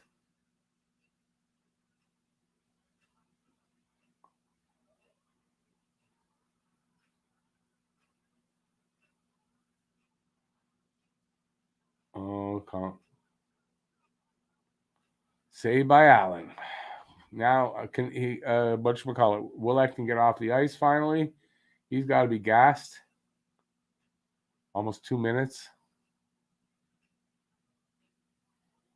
Good save there by Allen.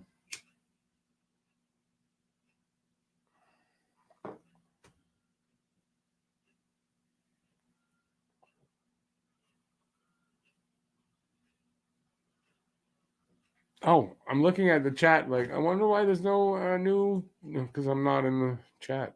There I am.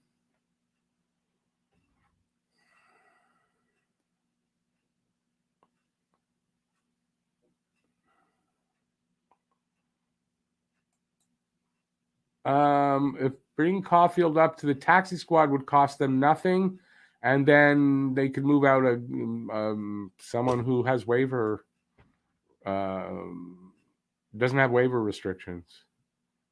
I mean, I don't know. But to put them on the taxi squad, they don't have to worry about moving anybody in or out. Unless the taxi squad's full, then they send somebody down.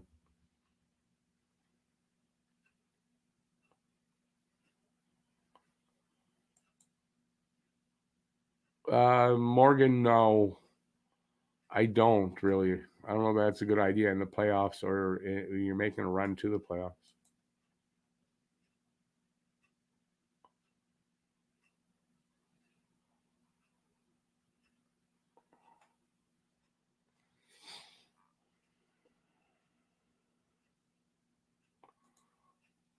Hockey Junkie, he gives them a chance every game he plays. Allen's been consistent.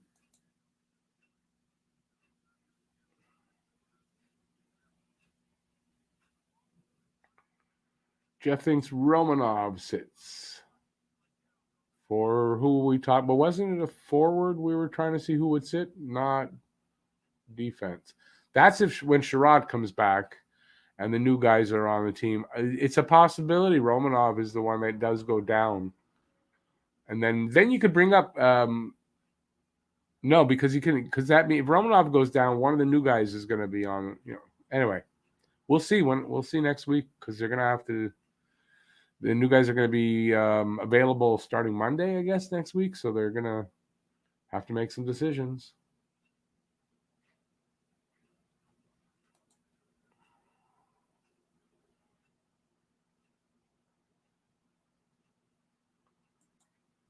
I kind of agree with you, Paul. The way he's playing, I don't know that they can afford to sit him.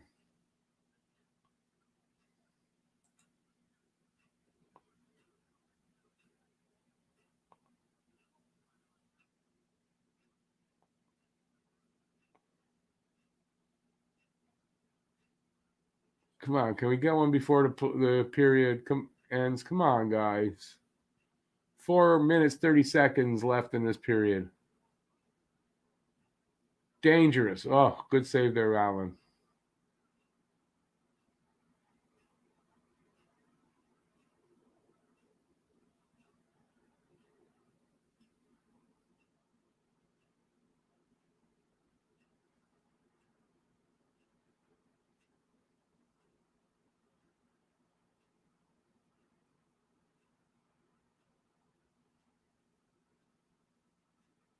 What?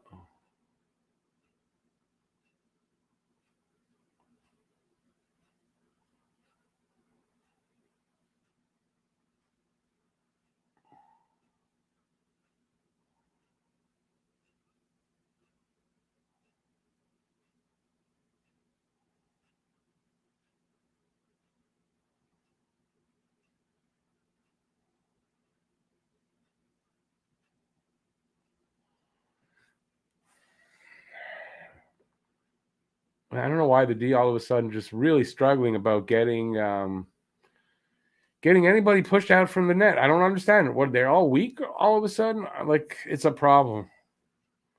Where's Shamir? I emailed with him earlier today, so he's fine. I think he's just taking a little time away to recharge for whatever the reason. Maybe he's really busy at work. I don't know, but I know he told me he's taking a little bit of time to get his. Everybody handles this pandemic differently, right? So, but he's fine because I emailed with him twice today, so he seems okay.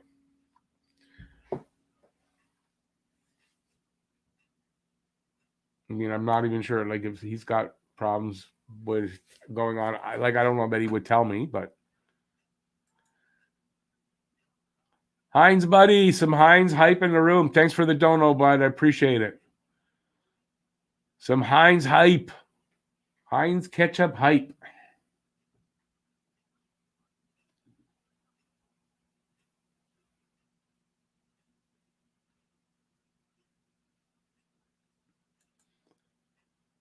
Jeff, no, listen, I was one that did say I brought up the Romanov thing. It's just that it's hard the way he's playing. But listen, good points, because they don't have a lot of choice as far as waivers and stuff like that. So it's very likely that Romanov is the guy that they got to move down because it's their only option.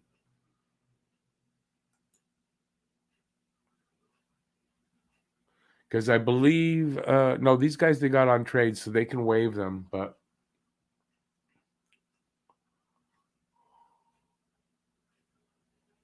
Calgary slowly slowing down. Let's hope the third period they slow down a lot.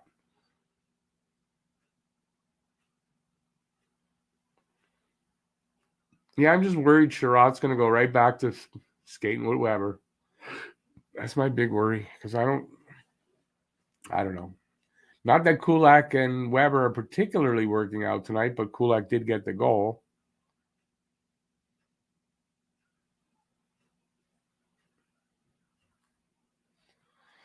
So, no, I don't know what happens exactly.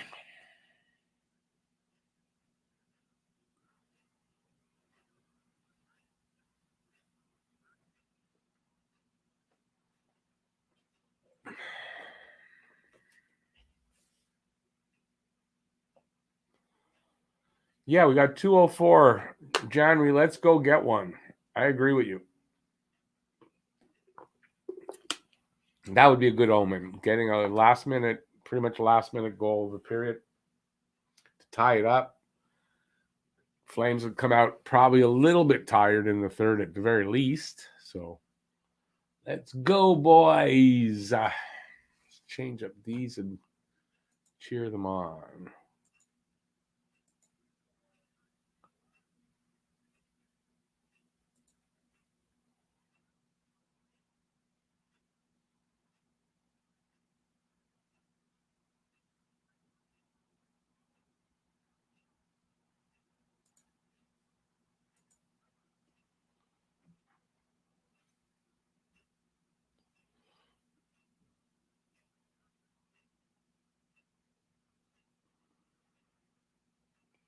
Okay, a minute 26 left in this period. 24-17 are the shots. It's 2-1 for Calgary. Power play coming up.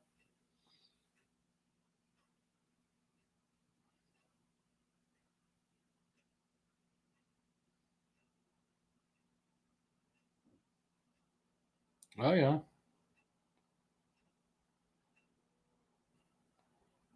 Who gets it?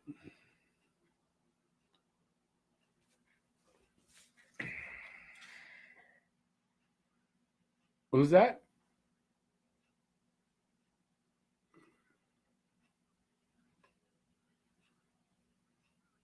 Anderson.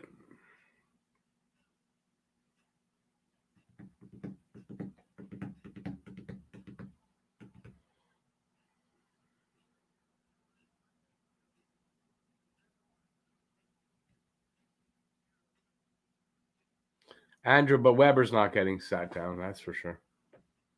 Under a minute to go in this period. So they'll have a minute Unless they score here, they'll have a minute of power play time opening up next period. But I'd rather they score here.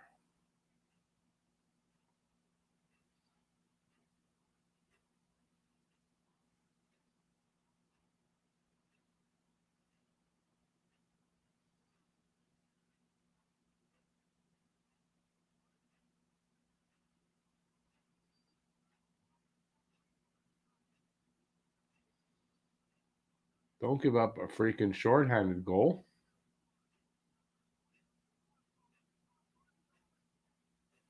What the hell's going on here? Is that a power play even?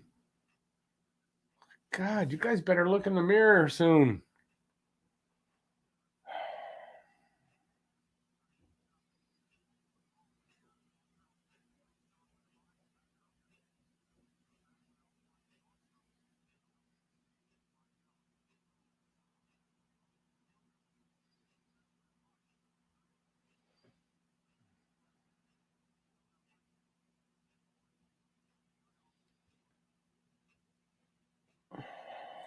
$12 seconds left.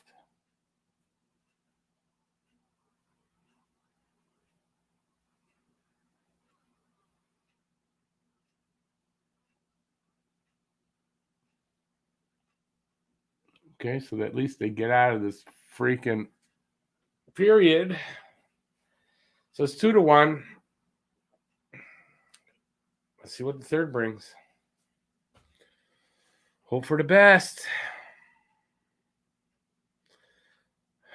Harry, you are right. What a miserable power play that was.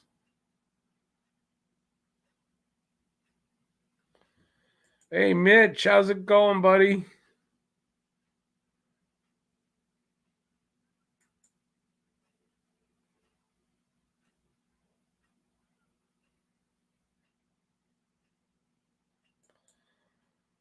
Yeah, coaching staff's not brave enough to put Weber to third pairing, and if they're not careful, it could cost us getting into the playoffs. Yeah, I mean, it could. Weber's got to play better.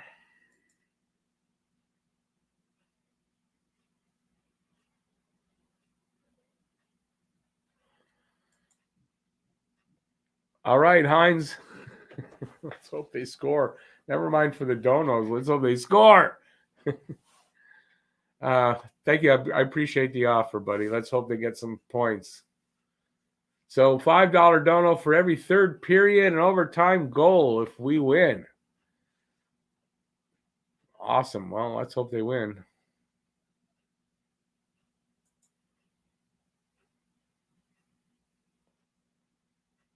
Ties will turn in third. Flames will fade. And Habs will turn it on. Let's hope.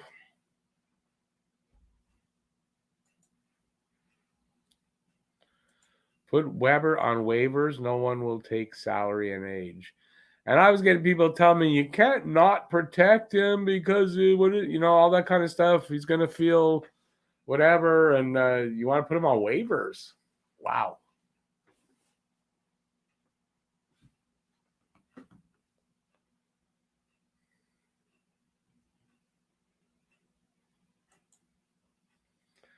It says, hey, Rick, think Habs will come back in the third? I want to think they will. Am I confident they will? Not really 100%, to be very honest with you.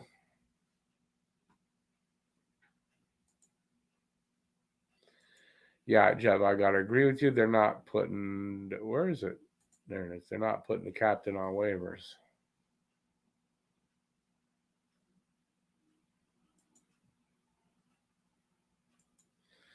Yeah, at that point, it's not about if someone claims them or not, him or not. I mean, I don't think you'd do that to your captain. If you're waiving him, then why is he your captain?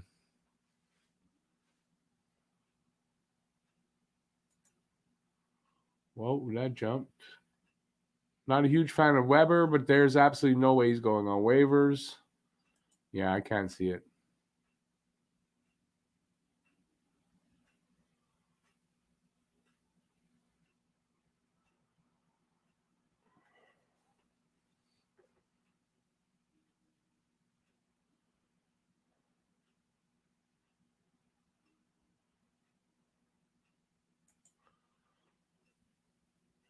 Why would you put Petrie and Gustafson together, though? That's two puck movers and two a little bit light on defensive ability right now. I don't know that I would do that. Yeah, I don't think I would put Petrie and Gustafson together personally, Canadian Elite.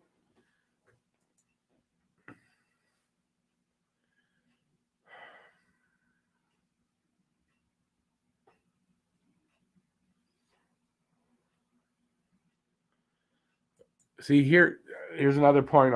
What's in I click on things and they don't come up. It's not even a point of whether anybody takes him, though, right? I don't think anybody takes him really either. But I mean, what does it say to Weber? You think he's going to play better after that? I don't think so. I really don't. So.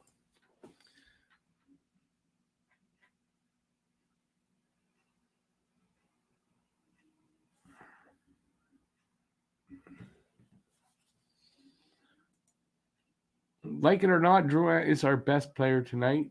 They pass magnifique.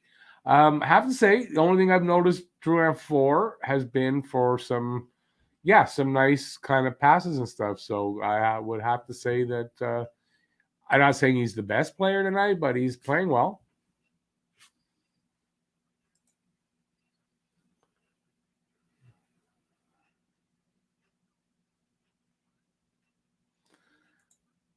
Yeah, Bob, it is sad they canceled. They canceled the Memorial Cup. Was it today or yesterday? Yesterday, I think. They canceled the Memorial Cup. So 2 years in a row. It's very sad. Hopefully it's the last time I'll have to do that.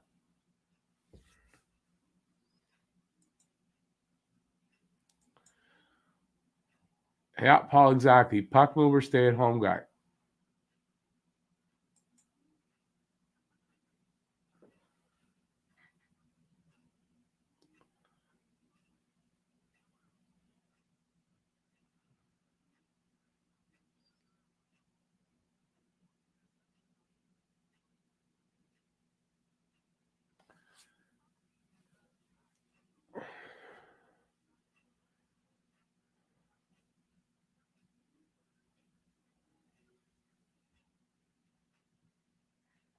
Yeah, we could use a guy like Chris Chelios.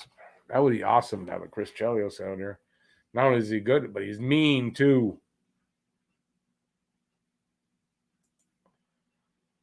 Yeah, I think if I get enough, if I keep getting people upset like this, I think I might have to. So, you might want to take that into account because it's coming to that close.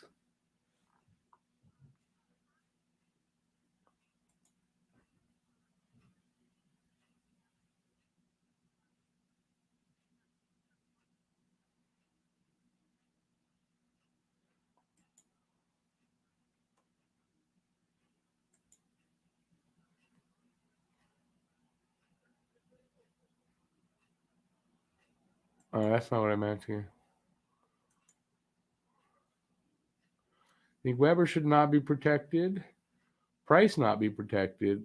Deneau not be protected for the expansion draft. That would solve a little cap problem and get elite players. Okay, I'm not sure you're thinking here. How does that solve the cap problem?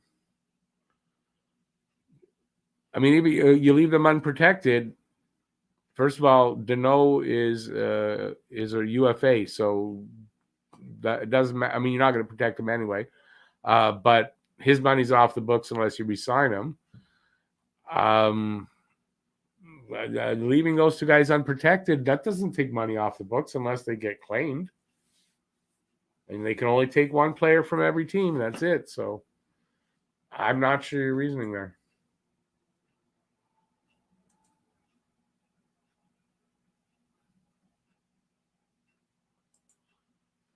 Daryl, you're right. I mean, it's not just Weber playing, especially tonight. No, it's definitely not just Weber playing bad. Definitely not. It's not. That's the truth.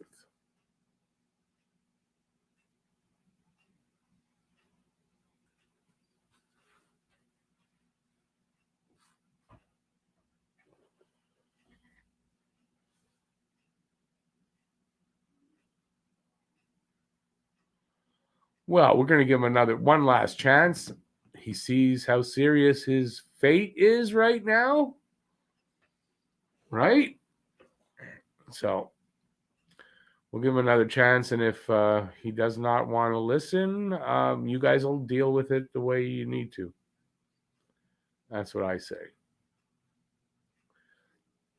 I mean, I can get involved, but I try to leave you guys to it. So anybody wondering, do these guys have the right to do that? You don't need to wonder. They know the score. They know what they're doing, and I leave them to it. Unless I see something that I really think is wrong, and they did something wrong with that, that's not going to happen. So, Habs fan, what's it? Habs fan, Price is number one. Whoever it is we're talking about, you might want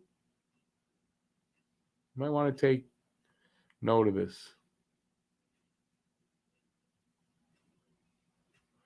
Yeah, we won't really talk about it in the chat. If we're going to talk about it, it won't be here.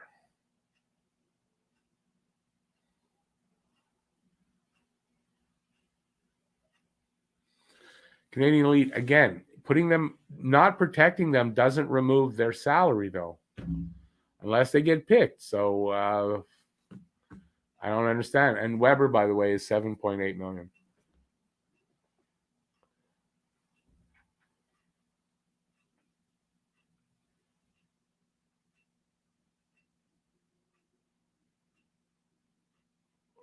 Okay, if any of them are picked up, but really, what are the chances our Price is going to get claimed or Weber? Probably not. I mean, I would bet that wouldn't happen, and that's why I would leave them unprotected so you could protect others. But I don't know that that'll happen because Price will have to waive his no movement. So that's up to Price whether he wants to be left unprotected or not. We must lose some salary cap at expansion. It depends on who they take. We only lose the player that they take. That's it. So say they take a guy like Deneau because he's a UFA or Tatar.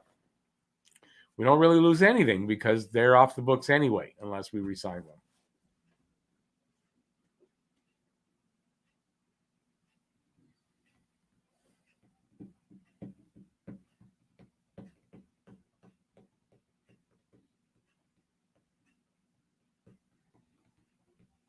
What's my favorite piece of Habs memorabilia in my room?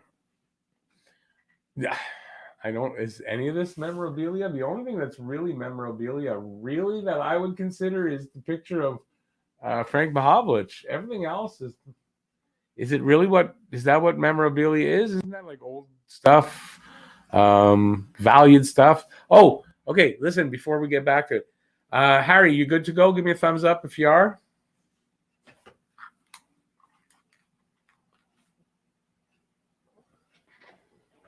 No. Harry, you're on delay. We're going to try to get Harry Rice in here. He's on delay. He didn't give me a thumbs up yet, so. I'm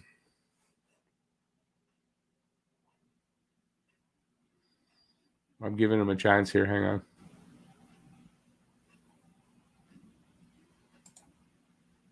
He pulled out. He'll be back, hopefully, without being so delayed.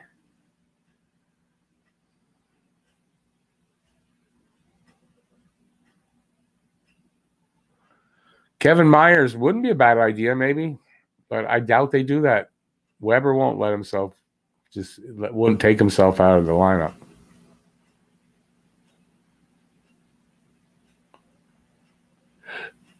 Calgary's playing with house money tonight.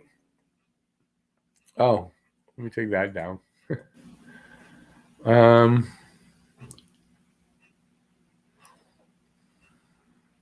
Where was I?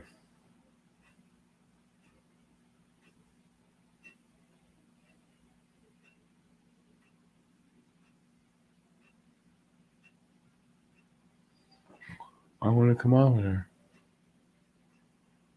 Okay.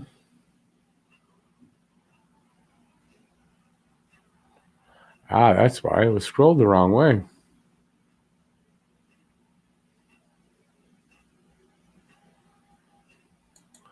That's what I was looking at. Calgary is playing with house money tonight after beating the Leafs last night. They're pushing hard to win this one. Yep. But third period could bring something different. Let's hope Montreal comes out and starts pushing back right off the drop of the puck.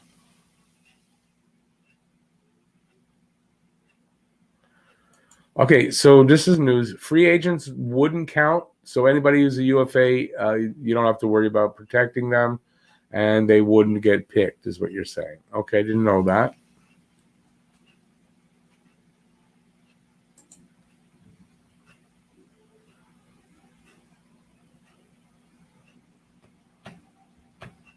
Hey, Xavier, how's it going, buddy? Ethan, haven't seen you in a long time. Yeah, we all hope so too, buddy. That's what we're talking about.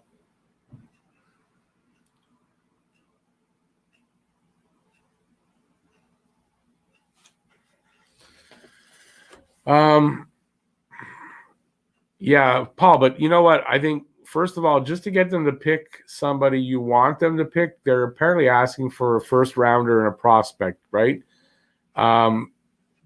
Then to probably say, look, we want you to take Price if that's the case.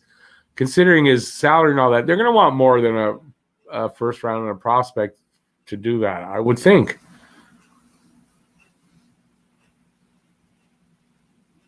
Does the no movement clause for Price stand for expansion draft? Yeah, any player with a no movement has to be protected unless they agree to waive the no movement clause. What is with everybody just like teasing me? Okay, Harry, we know Harry sometimes has trouble with his Wi-Fi, but Jeff, what are you popping in and then out for? Tease.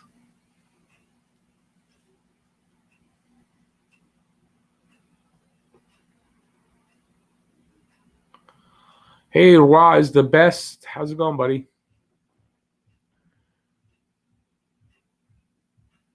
Is that Price is number one with a new? Anyway, who knows? Yeah, well, Jeff's sort of in the green room, but not. So I don't know what's up with him. Oh, here's something I wanted to do.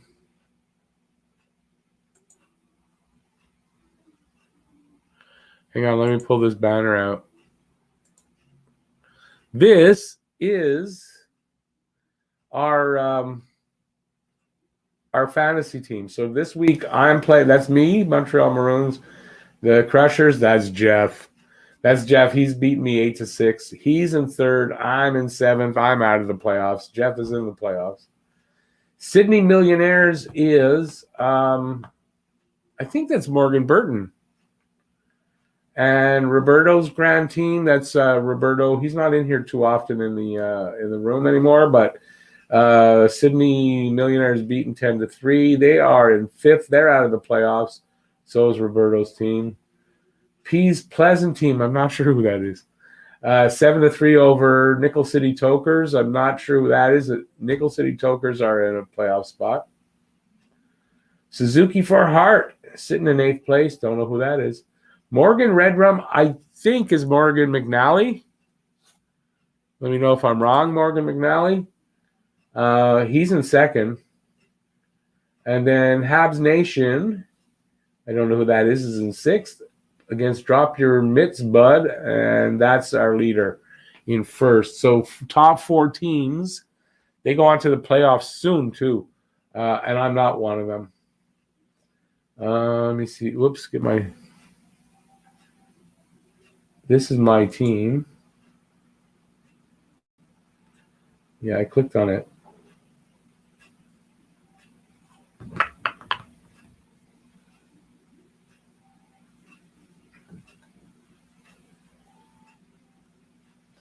So this is my team. I got McKinnon, Suzuki, Van Riemsdyk, Kyle Connor, Batherson, Lindholm, Thomas Tatar, Adrian Kempe, Mackenzie Weegar, Sam Gerard, Torrey Krug, Matt Dumba, Nick Leddy, Paul Stastny, Travis Konechny, Nicholas Backstrom, Tyson Barrie.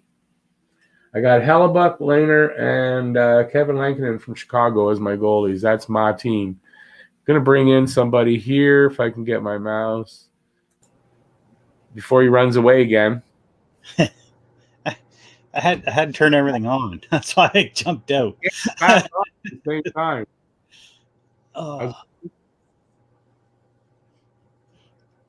This game sucks. This game sucks. Yeah, well, listen, you know what? There's still a period left. It's 2-1.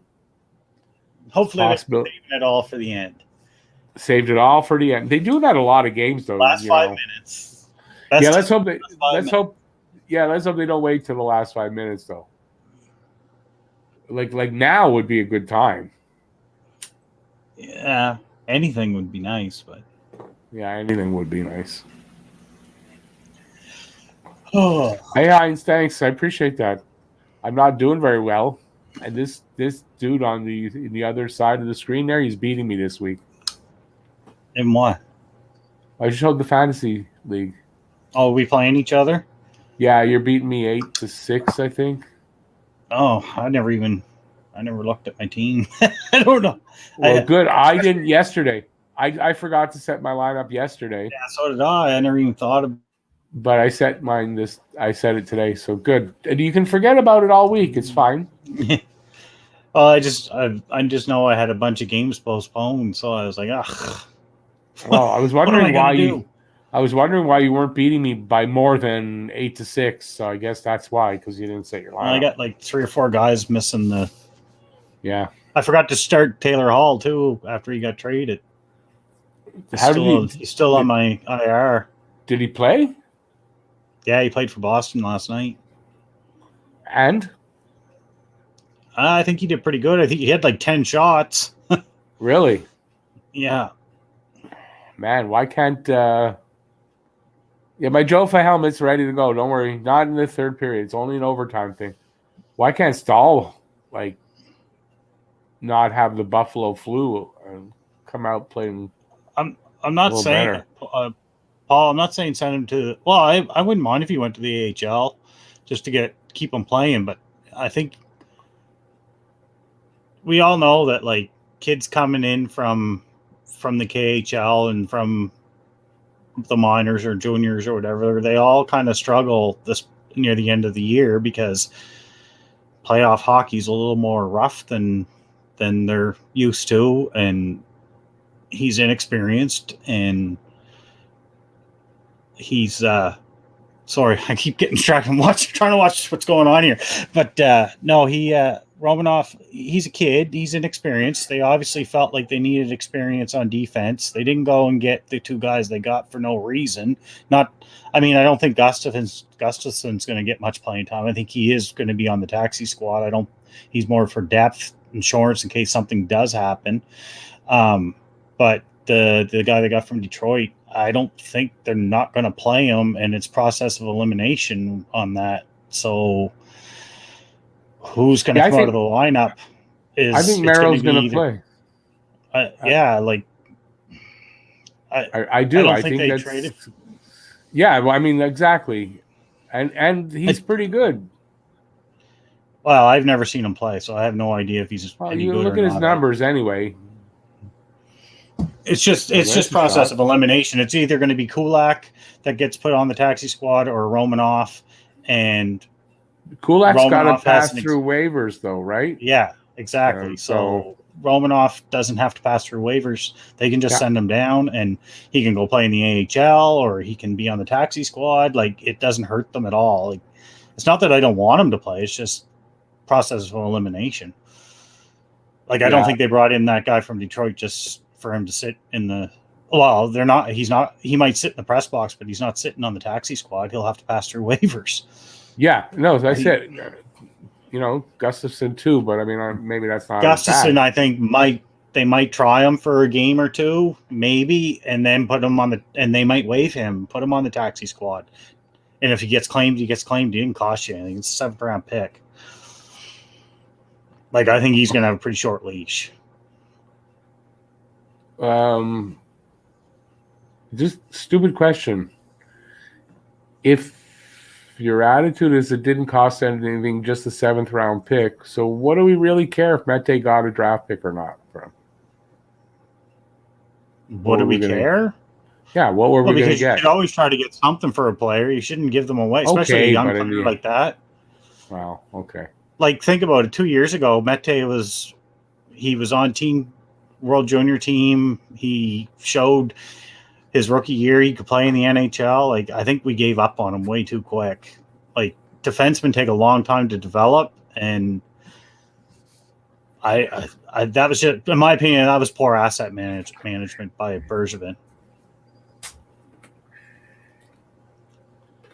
Then he should be like, if they were going to waive someone, like, seriously though, like, if they were going to waive someone to make room, I wouldn't have thought it would be Mete. I would have figured they would have, because he wasn't. It's not like he was costing them a whole lot of money.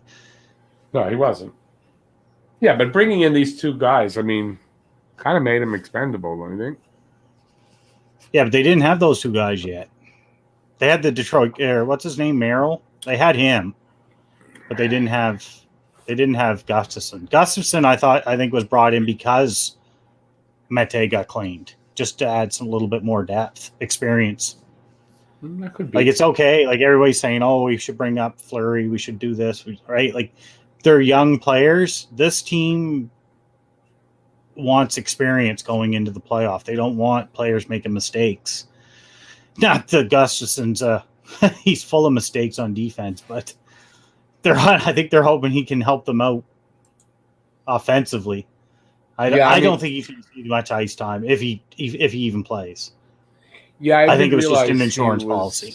Yeah, I didn't realize he was this defensive liability as much as he was. He was fine in Chicago when he was putting up 60 points because he was putting up 60 points, but he's not the greatest defensive guy. But like I said, like, I think it's just an insurance policy. They're gonna leave him in the press box or on the taxi. Like, I think once he gets here, they'll waive him, to put him on the taxi squad, and he'll sit there the rest of the year and practice with the team. I don't see anybody claiming him. And if you do lose him, all you gave up was a 7th round pick.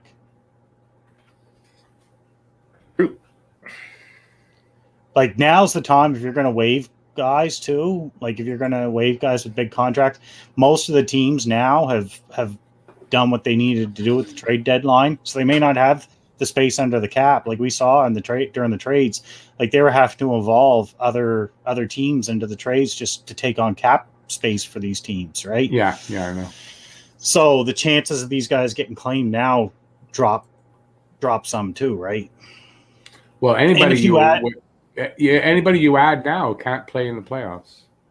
Yeah, right? And that's the other side of it. So, but I mean, like, saying, like, yeah, would it be ideal to be able to put Weber on the taxi squad? Hell, would it ever? Or waive him and someone claim him? Yeah, that'd be. I mean, he's the captain though. What does that do for team chemistry and morale in the locker room? Yeah. No, I mean, that can't be good. And I don't think that's the same as not protecting them, because first of all, that's after the season, so it wouldn't affect them that way. But yeah, you waive Weber, and that cannot be good for morale in the room at all. No. KHL is pro though. Yeah, but it's still not the NHL. Like, you see, Alan, you give him he sees the shot, he stops the shot. You stick your ass in his face, and he can't stop the shot. I wonder how they don't realize. Yeah, Paul. It's exactly, like, they got 2 defensemen coming back here, right? Like, I guarantee that the Morale kid, or what's his name, Rick? I keep mixing. I think I'm getting it wrong. From Detroit. I just had Morel, John Morel. It is Morel. Yeah. Like, I'm pretty sure he's going to play, and Sherratt's coming back, and he's going to play. So you got 2 guys coming in, Ouellette, and who else is going out? Like, is it Morel or Muriel? So anyways, something. Muriel. Yeah. Something I think he's going to play. Listen, I think he's going to play. He plays 20 minutes a night. Right. He plays 20 minutes a night in Detroit on the top pairing. He's a +2, the only plus defenseman on the team. He's a solid defensive stay-at-home defenseman with a little bit of puck-moving ability. And that's what he is. We'll see. I don't know. I can't remember the last time I watched a Detroit game. So the last time I watched a Detroit game, Thomas Tatar was on the team, and I think Datsuk and Zetterberg were still there. Yeah, well, that's it.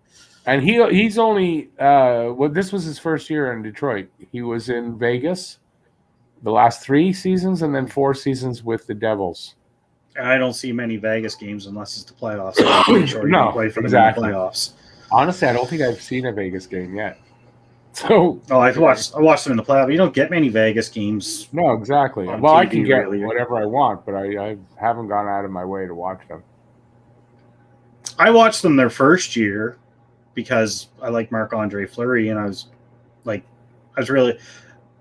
I like the way that team was built. I was like, these guys, like everyone would say, oh, they're not going to win 10 games. I'm like, they're not that bad. Like, they don't have any superstars, but it did prove right. Like, they had a pretty solid 4 lines, but they did get some career years out of guys like Marchessault and stuff. So we got 13:47 left in this third period.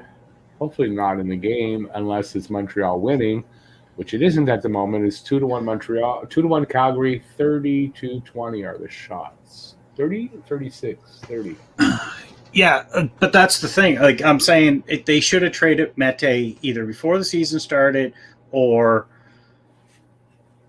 at some other point. Leaving it till now was poor asset management because everybody knew they had to waive someone, so they weren't going to offer anything, right? Like because they knew, we can get them in 24 hours for nothing because Montreal's pressed into having to waive someone, and it's probably going to be him since. I'm sure Bergevin had conversations, and they were like, "Well, why would we trade you something? If you're looking to trade him, then you're going to be waiving him tomorrow." And that's exactly what happened. It's not like his contract was expensive. There was no deterrent to taking. And I guess there was quite a list of teams that put a claim in on him. The Leafs even put a claim in on him. Yeah, at least put a claim. But there was like 4 or 5 other teams that did too. But Ottawa obviously was the first team on the waiver wire, so they got him.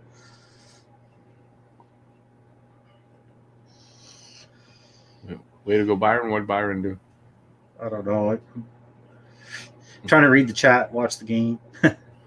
Welcome to my world. What else is everybody saying?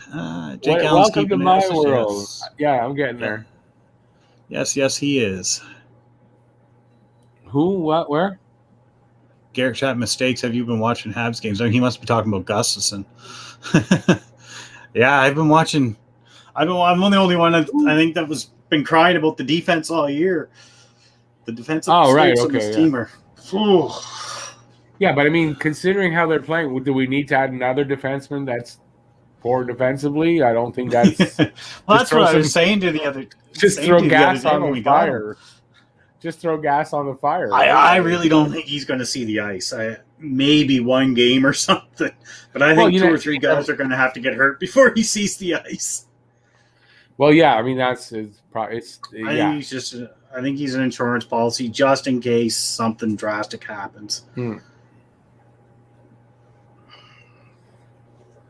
I'll say one thing about tonight's game. The only 2 guys that I've really noticed doing anything besides Jake Allen there's 3 guys. I've noticed Lehkonen, and he's doing what he's been doing all game right now, pestering guys when they got the puck, and Josh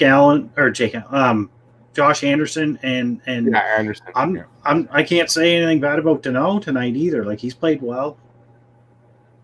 Well, Toffoli just went on his ass. Come on, guys. As much as we've been shitting on Danault, like he's been pretty. Once he's been more like the old Danault. All he needed was to score a goal. 4 weeks. He scored that goal, and he's been much better since.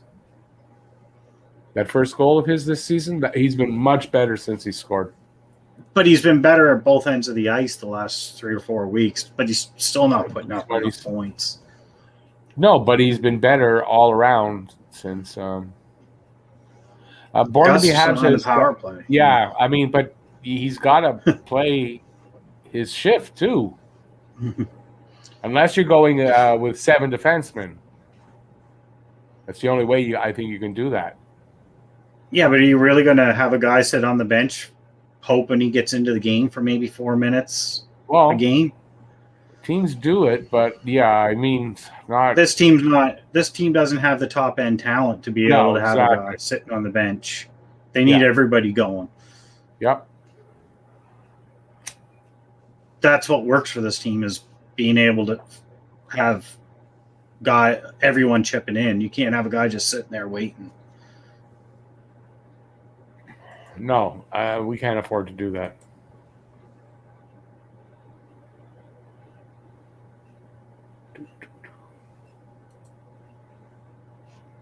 Did that go up?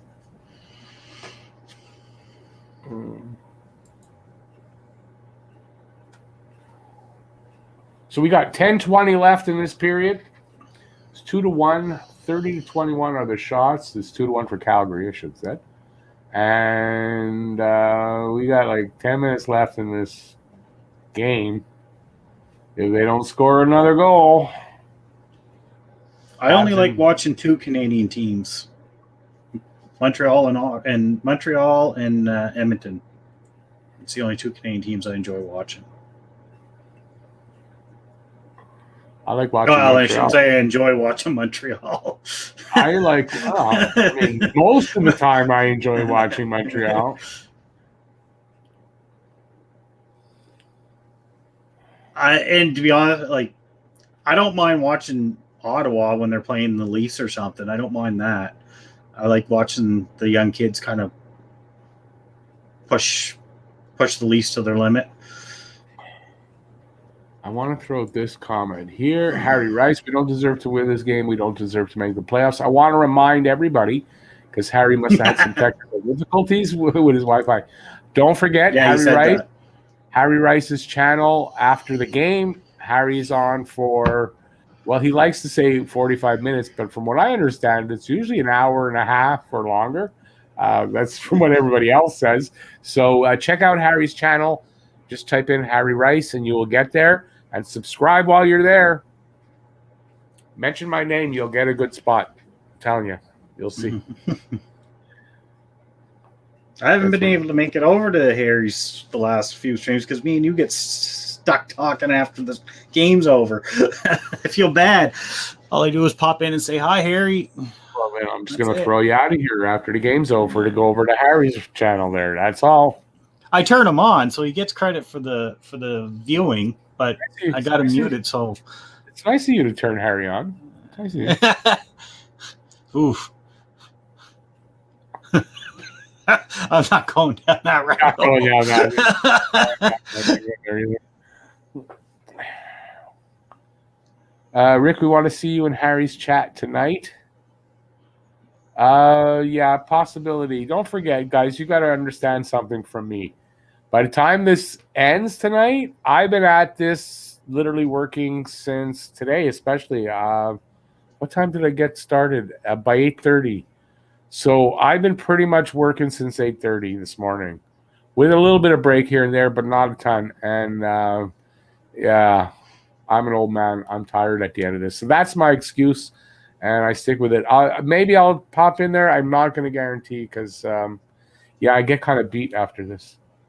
So, and considering everyone's worried about me getting blood clots in my neck because of the shot I took, I trying to just make sure that I don't get fatigued. It is one of the things they tell you not to do. So, good point. Yeah. Garnett, or no, who was it? Garnett's Flames hang up. That's why they're playing the way they're playing tonight. They know they lose this game, their chances of making the playoffs are their backs are against the wall. And this is Calgary has to, yeah. If we think it's a must win for us, for Calgary, it's even more so. It is a must win.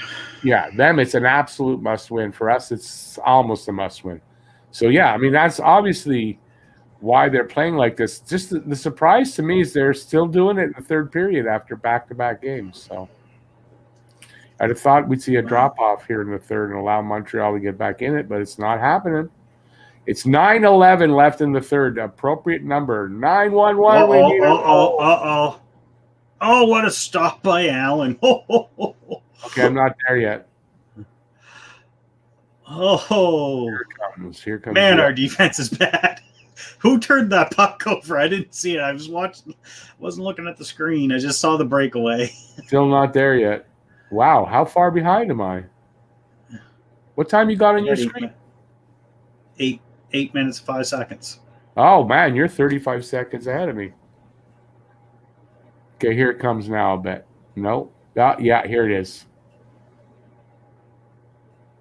Save Allen. Beauty. Okay, I'm going to attempt. You let me know if there's something. I'm going to refresh and see if I can't jump this time up ahead a little bit. No, I don't have a channel. I'm a noob. What? I'm a noob. Nobody? You're a nobody. You're a nobody. I'm a nobody. You're a nobody, man. Okay, I got 752 now. Shot attempts, 60 by Calgary, 53 by the Habs. I didn't think they had that many shot attempts. 3-1.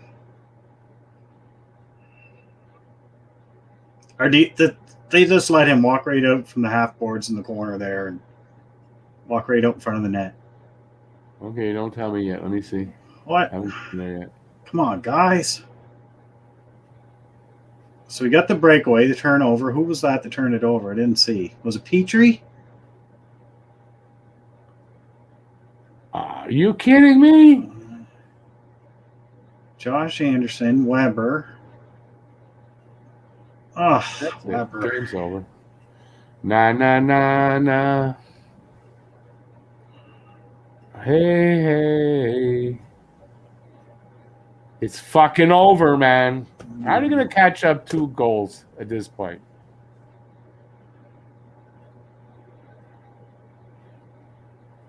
I got to wear black tomorrow again. Petrie for Norris. I'm making a sign. I'm just going to hold it up. I just want to, when you do that, you know what that looks like, eh? I don't know what that looks like. Yeah, that's Calgary jizzing all over me. Yeah. Yeah. Damn it, man. I can't believe it, man. Fuck, I'm getting tired about... I'm just getting tired of these losing games. What did I tell you? I told you that Leafs game. I don't want to hear... I told you so. I don't want to hear I told you so. I love saying I told you so. I know you're not going to stop. I know you're not going to stop. I know. Listen, I'm an optimist, so I always see it half full. But at this point, the glass is empty. They still got to play them 5 more times? I'm talking for this game today. So this is. This game's over. I don't see a comeback happening here. I've seen at this point though. Like, when are we gonna have the conversation and seriously say, okay, are we bringing back Ducharme next year? Like, well, we'll talk about it tomorrow. We're going to talk about it tomorrow. By the way, everybody, tomorrow's panel show is going to have Scotian Canadians going to join us. So it's going to be Jeff has confirmed, and he better not back out now. Shamir actually, speaking of Shamir, said he confirmed that the time was good for him. I don't think he would have told me that if he wasn't planning to be there. So we should have Shamir on the show tomorrow, and me. And so far, that's what we got. I did invite Harry, so Harry, invite's still open. And who else did I invite? I invited John from Hot Take, but I don't know if he's going to be able to. He didn't. He didn't. He's pretty busy. Yeah, I invite. It was a shot in the dark. I'm not going to hold it against him if he doesn't, at all. But maybe he can, right? And maybe he could say, "Look, I'll come on for 15 minutes." So you never know. There might be a quick cameo by John, which would be nice if he can do it. If not, I think Matt myself, Jeff, and Shamir should be able to handle it. Luna won't be on. She told me she's doing some overtime these days, so she's kind of busy till Friday. So unfortunately, we won't have Luna on for that one. But we'll definitely talk about what's going on here. Are we going to bring anybody in from the chat? Oh yeah, well near the end of the show, we'll be bringing on people in the audience to ask questions. So that's something that's always going to be available when I'm doing a live cast. So Brad, I completely agree with you. It's a complete embarrassment. Yeah, well, we're not there just yet, so.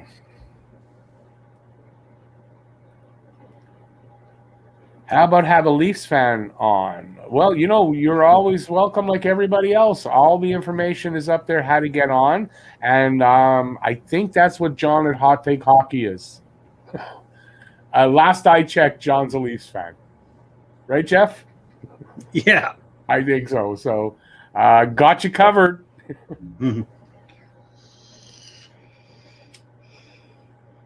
I got all the bases covered. And listen, we're always looking for new people to be part of the crew. So just like Jeff, Shamir, who else? Luna. I mean, they all are here because they basically earned their way on. I mean, basically it's what it is, right? So that option's always open for any new talent we might find out there. By the way, if you want to know, Jeff's the talent scout. So if you really want to, you got to go after Jeff to get your. Don't look at me and don't beg me. It's Jeff. And Jeff, what he likes is if you want to get on the show, send him at least $20 in cash, or you can give him a gift certificate, or anything, and he'll, it's pay to play. We all know that, and no, but just to say that, all you guys put my email in the description, Rick. Free transfers. Yeah, exactly. So, but that's how they got here, and I'm always looking to have new blood, basically, and if you just want to come in and ask a question on any of these live casts, I mean, just come on, ask a question, have a chat, and that's what it's all about. So, bring up Caulfield for fuck's sakes. Well, he's not going to help the defense. No, that is true. No, for this anemic offense. Considering, though, that he's pretty much doing nothing but practicing for the next 2 weeks, I can see them putting him on the taxi squad. Practice with the big team. I think they're going to get pressured into bringing him up. They're going to be pressured into bringing him up. I agree. I mean, it almost makes sense, though. If you're going to bring him up anyway, bring him up now. He could. I mean, I don't see a problem with it. I'm not saying to put him out there and make the pressure on him and all that stuff. I'm not saying that, but have him at least practicing with the team. I think that makes sense. Because he's not getting into any games. I mean, that's just not happening. So there's no problem. Oh, I think he's going to. I wouldn't be surprised after this game.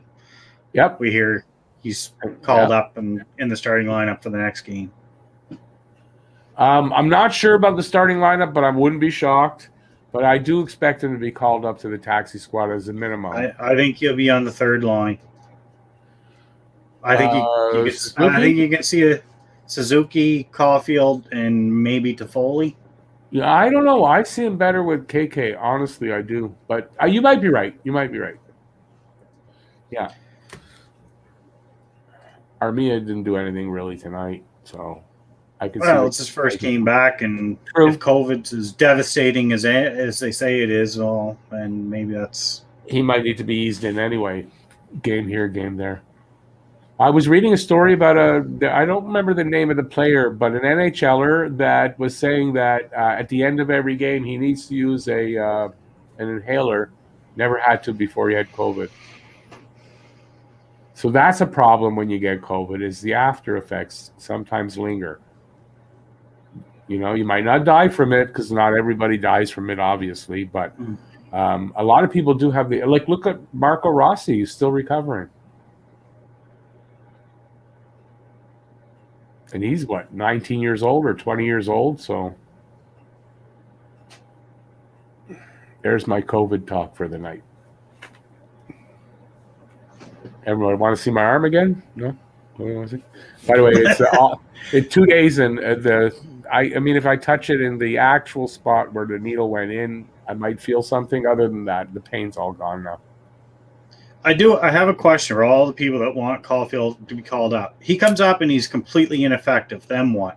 Yeah, that's a good question, Jeff. You know what? Then what? You know what? I'm going to tell you exactly what. He's a bust. Yeah, I know. That's what I'm afraid of.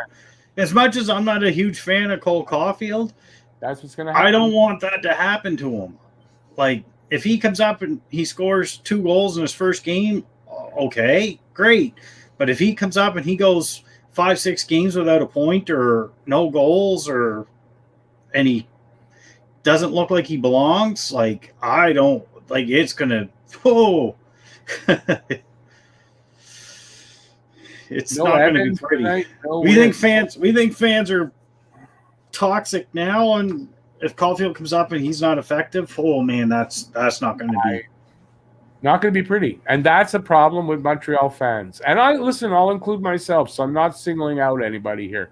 But that's a problem with us, is that we're too hard on these guys and we chase guys. And it's not a good thing. I mean, if he comes up and he's totally ineffective, so what? It's his first time up. That's how I look at it, right? I'm not going to hold him to anything, but I want to see what he can do. I think it's good to take a look at him. And, yeah. That's what I'm afraid of, Jeremy. Listen, I think first shift, he gets called up. First shift, he doesn't score a goal. Someone in this chat, it'll be me, besides you, is going to say he's a bust or something to that effect. It's going to start from first shift if he doesn't score. Empty netter, it's over. I'm not even watching the rest of it. Bye. I shut it down. I mean, what's a minute left? What's the use? From 4-1, they're not coming back. No freaking way are they coming back from 4-1. Well, that was a disappointment. I know I just had one, but fuck it. I feel the need to. I don't know. I'm just disappointed and sad. So, another one going up there, buddy. What are you gonna do?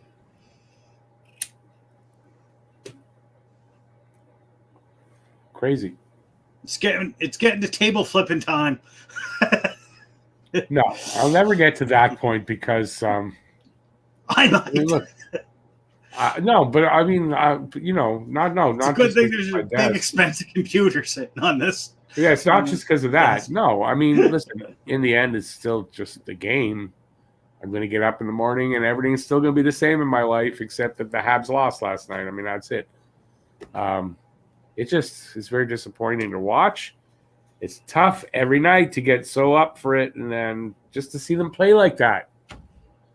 If this was a really good game, up and down, everyone got chances and it's whatever, and it was close, I wouldn't be disappointed. But that effort? You know what I want to see right now is I want to see someone going down the hallway fucking breaking sticks. Not just someone. How about half the fucking team? That's what I mean. Like, I want to see nobody smiling or laughing, heads down.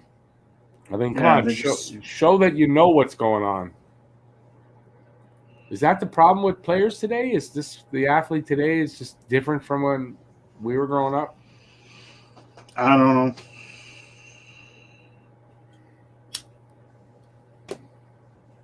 I don't know if Calgary will take over 4th place. Calgary's a lot like us. They're very inconsistent. Yeah, that's a big thing to say. They got a long way to go yet still for that. So my issue is I don't care if we make the playoffs or make it at this point.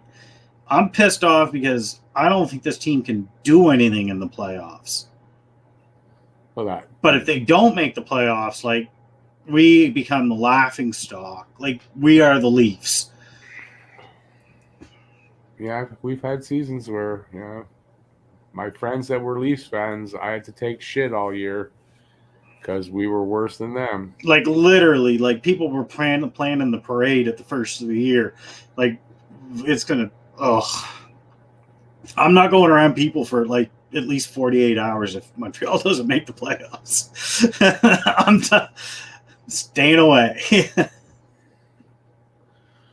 So Garnett saying, no worries, everyone, win Friday and a few more. But, I mean, it's nice to say, but Friday is a game, and then it's back-to-back against Ottawa. A quick start, so it's a quick turnover. I mean, you know, they're not out of the woods no matter what. It doesn't get any freaking easier. Harry figures Ducharme is not at all ready to be an NHL head coach. I don't know how you can blame us on the coach. It's the players are playing the same way they played for Julian. Yeah, but I didn't think missing Gallagher would miss. Like I didn't think we'd miss Gallagher this much. Has he spent too much time under Julian? Maybe and something. No. Like what's going on here? Maybe it's just that he's not. It's our defense. The defense is the problem. Defense. They look like Keystone Cops. I don't know if you know what a Keystone Cop is, but they look like Keystone Cops every freaking game, or almost every freaking game. And I hate to say it, I don't care what the stats say. The stats say one thing. My eyes say something else. Like, look at this. Look at the highlight right now. There's two defensemen standing there, one Calgary player. The Calgary player whacked at the puck 3 times, and the two defensemen are standing there looking at him. Not a stick in the way, nothing. Not pushing them, not a hand on them. They're watching. They're watching the puck. They're passengers. They're watching the goalie do everything. Yeah, they're spectators on the ice almost. You know, it's the effort. It's the effort that I saw tonight. Like you say, stats don't matter, right? Because it's what the eye test has to count for something, right? I just know what I'm seeing, and there's no effort. That effort, if you want to call it whatever that was tonight, was not an effort. An effort to me is they come out and play hard for 60 minutes. Okay, but Paul, you have to realize that these guys, the reason why they are on Montreal and the contracts they're on is because they're not superstar players. And the reason they're not superstar players is because they're inconsistent players. If they were consistent, they'd be making $10 million a year somewhere else, right? Like that's the thing, right? That's what the difference is between a good player and a great or elite player is consistency. Yeah. Put up the points on a regular basis, not here and there in herky-jerky style. And that's the problem. Like I never expected Tyler Toffoli to come in here and score as many goals as he did this year already. Like, I thought maybe if he got 20, like, I thought that was a pretty good year.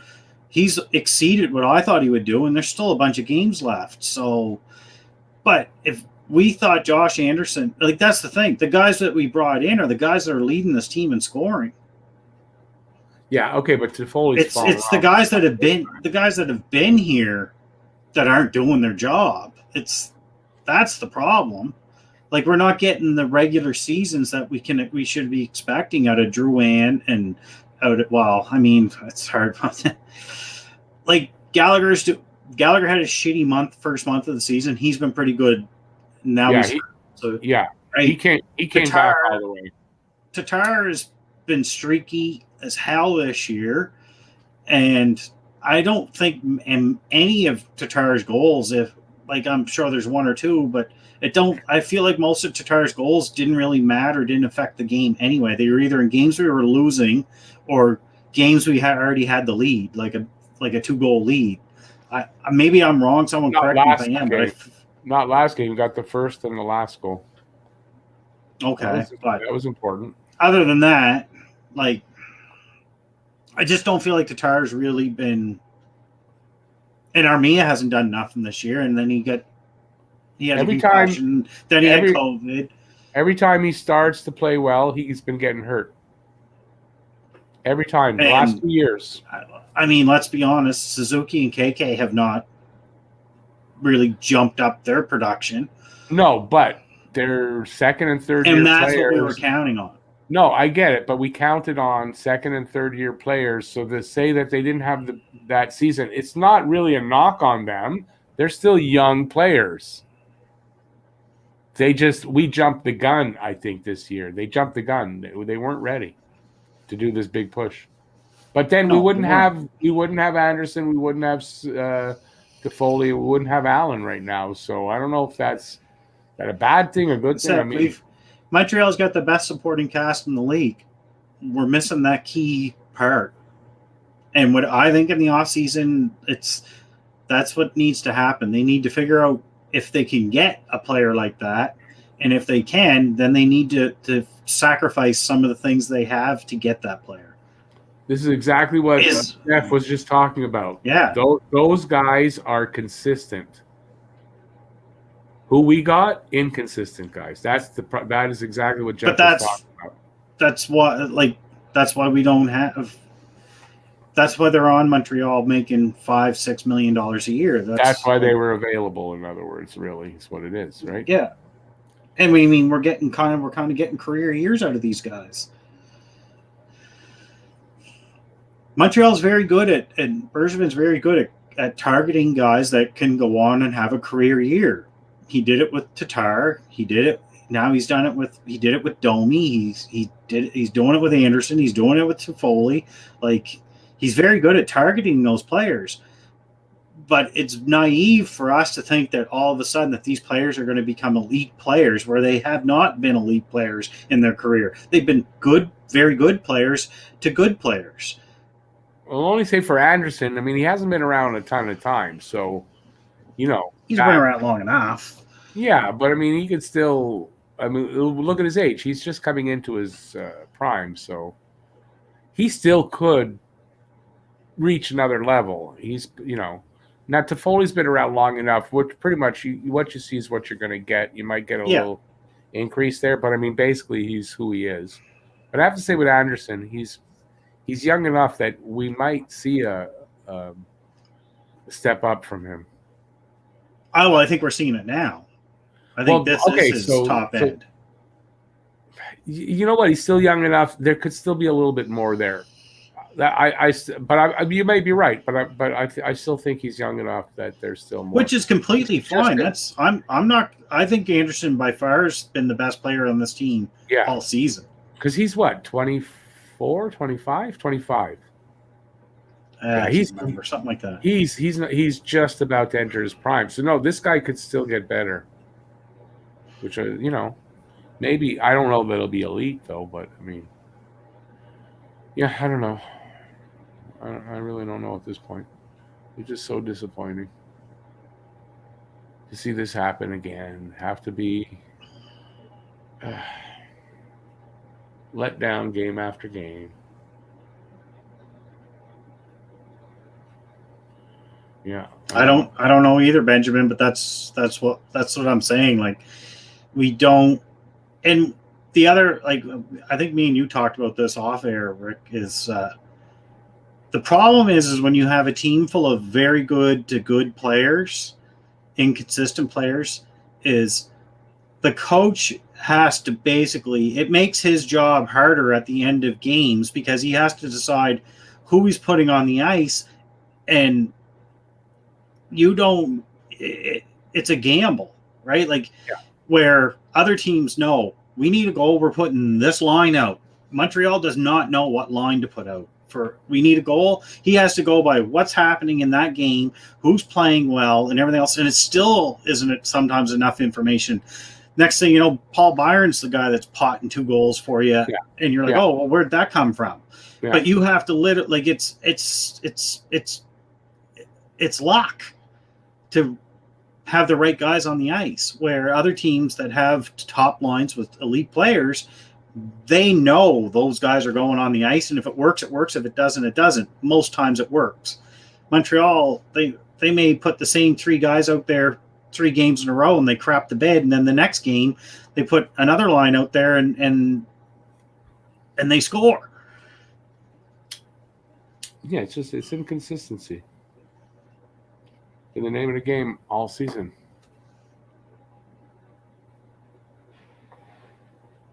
new rule, you can't say fire MB unless you suggest a replacement. The problem is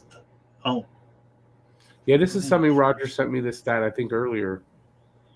Put it in perspective, Suzuki will have the third highest points for a player with 2 years under, in his first 2 years, and he's under 22. Only Lafleur and Henri Richard were better in Habs history. So what he's saying there is, for players that are under 22 in their first 2 years with Montreal, Suzuki is third in total points in their history, behind Lafleur and the Pocket Rocket. So that's good company. It doesn't mean anything in the long run if he busts, right? I mean, it doesn't mean anything, but it's a good stat to have under your belt. But my point about Suzuki is, it's not that I don't think he's going to be a good player. There was a ton of hype on him this year. Everyone was expecting him to be in that point-of-game range. And, okay, it hasn't happened. But the problem is management put all their eggs in that basket. And now we're paying the price for it because the team is widely inconsistent. Like, we went all year without a real veteran center presence. And it doesn't look like Eric Stahl's going to help that situation. No, not yet. Anyway, he hasn't gotten his act together yet. So hopefully that'll happen. And I'm not saying Bergevin deserves to be fired. Like, I think he's done great things with this team with what he's had to work with over the years. But at the same time, I'm tired of him coming on television and telling me the same story every year at the end of the trade deadline or the end of free agency. And all he's ever really done is, other than this year in free agency, all he's ever really done is he goes out and he gets some third line guys, some fourth line guys, and say that's all that's available. And then he says, and then when they ask him about getting a number one center or a big guy or whatever, it's always the same thing. Oh, those guys aren't available. Well, a few of them were available this year, and he didn't pull the trigger on it, so he can't say that anymore. I'm not saying he had to do it, but he cannot say that anymore. I don't want to hear those guys are just never available. Well, a few of them were this year, and you didn't do it, so I don't want to hear about it anymore. Like, whether you thought the cost was too high or not, that's not what I'm saying. Like, that's his judgment call. But he can't say that someone like Patrick Laine or a stud player like that is not available. And I don't want to read in the chat, Laine's a bomb or whatever. He's playing in Columbus. Okay, but just one point. Considering what they got for Dubois, could we have matched Roslovic and Laine? With who? Yes. I would have, like, I'm sorry, like, at the time, it would have seemed like crazy to give up Suzuki, but really, like, I think we are a better team today right now with if we're just looking at this season, making a playoff run, making a playoff push, and hopefully making it to a Stanley Cup final or at least a conference final. I think we have a better chance of doing that with Pierre-Luc Dubois right now than we would with Suzuki. I'm not, and I get it. Suzuki, his potential is better than everything else. But if Columbus looked at that and said, well, we don't want Suzuki because he's not producing right now? What if that was the case? But he was at the time, and that's why everyone was so dead set against it, right? No, that's kind of true. He was, right? Yeah, and now he's gone into he's not completely crapped out. He's a kid. This is kind of what I've expected from him. It's not that I don't like Nick Suzuki. It's just, like, if we had to give up Kotkaniemi or Suzuki in a trade for Dubois, or if we had to try to get Laine, or we had to try, like, who else? Somebody else has been on the move. Taylor Hall. Like, if Taylor Hall wanted to come to Montreal, Montreal could have made that trade. And we would have gave up nothing to get Taylor Hall. The Bruins didn't give up anything. We could have matched that offer or even gave up a little bit more and got Taylor Hall. But he didn't want to come here. He wanted to go to Boston, so he went to Boston. Yeah. And like I said, I don't want to read in the chat, oh, Laine sucks, Hull sucks. It's easy to say all these players suck, but at the same time, all the other teams are saying that about our players that we pump up, right? Like, it's true. The rest of the league is looking at Montreal going, those guys aren't that good. Those guys aren't that. Tyler Foley, he's not that good, right? Like Nick Suzuki, look at him. He's like, other fans and teams and commentators and are saying the same things about us that we are saying about other teams' players. And if those players were here, we'd all love them. It's true. All right. On that sad note, we're going to let Harry get his live stream going. I want to thank everybody for being here tonight. Unfortunately, we didn't have a great game. I hope you'll check us out tomorrow night on our panel discussion show at 9 p.m. featuring Scotian Canadian, Jeff and myself, and Shamir. And hopefully you guys will check that out. Maybe you'll even be able to be on the show yourselves. So, like I said, thanks everybody. I want to thank Habs Guru and Heinz for the donos. I really appreciate that. And anything to add to that? Next game is Friday night. Let me just check though, because someone said it was 6 o'clock. Whoops, just dropped everything. I know there's a 6 o'clock game, but I don't think it's tomorrow. Next game. No, it's 7 p.m. So 7 p.m. But also to remind everybody in advance, Saturday's game's at 4 p.m. in the afternoon. So remember that. And that's against Ottawa here in Montreal before they go on the road. 5 games out west against these Flames and 2 against Edmonton as well. So, look for that. And hopefully we'll see you tomorrow at the panel. So on, Jeff, you look like you want to say something. I do. I get where Paul's coming from, but at the same time, you don't get to be GM of a team forever. And most GMs don't last as long as Bergevin has. So when you miss the playoffs as many times as we have, and we were in the playoffs last year, but we shouldn't have been. They played their way in, but really if the season had been a regular season, they wouldn't have made the playoffs. So that was like a bonus. That's I don't know how to explain it, but you don't get to keep these jobs forever, and lack of success, sometimes it just happens. Like, guys get fired. Like, there's been no GM, I think, that lasts years and years and years on a team that doesn't have some sort of success. Can we have that success in the future? Like, what team was it went on to win a Stanley Cup recently? They fired the GM and they went on to win a cup like the next year. Like, well, that's like that shit happens, and the new GM gets the credit for it, where the other GM was the one that laid the foundation and built that team. It does happen, right? Like, I don't know if I'm getting my point across very well. It's just, well, of course, you don't get to. GMs and coaches are hired to be fired. It's just a matter of when. It happens to them all. Scotty Bowman was fired. Like, right? Like, so it happens. So he should be making a big deal to keep his job and bring in somebody who could help.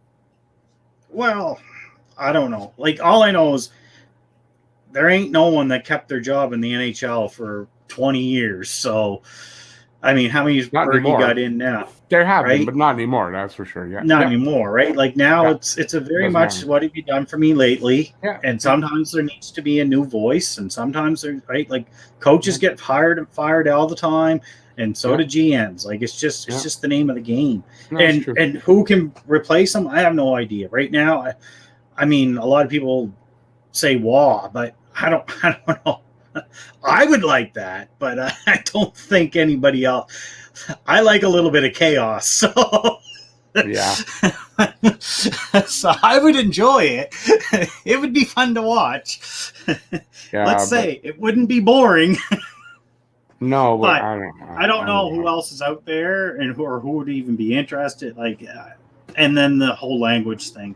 And I'm not saying Bergevin's a bad GM. It's just eventually he is going to lose his job. He's not going to be here for 12 years. It just doesn't happen. No. Well, he is, but Right. he has been, but it doesn't happen very often.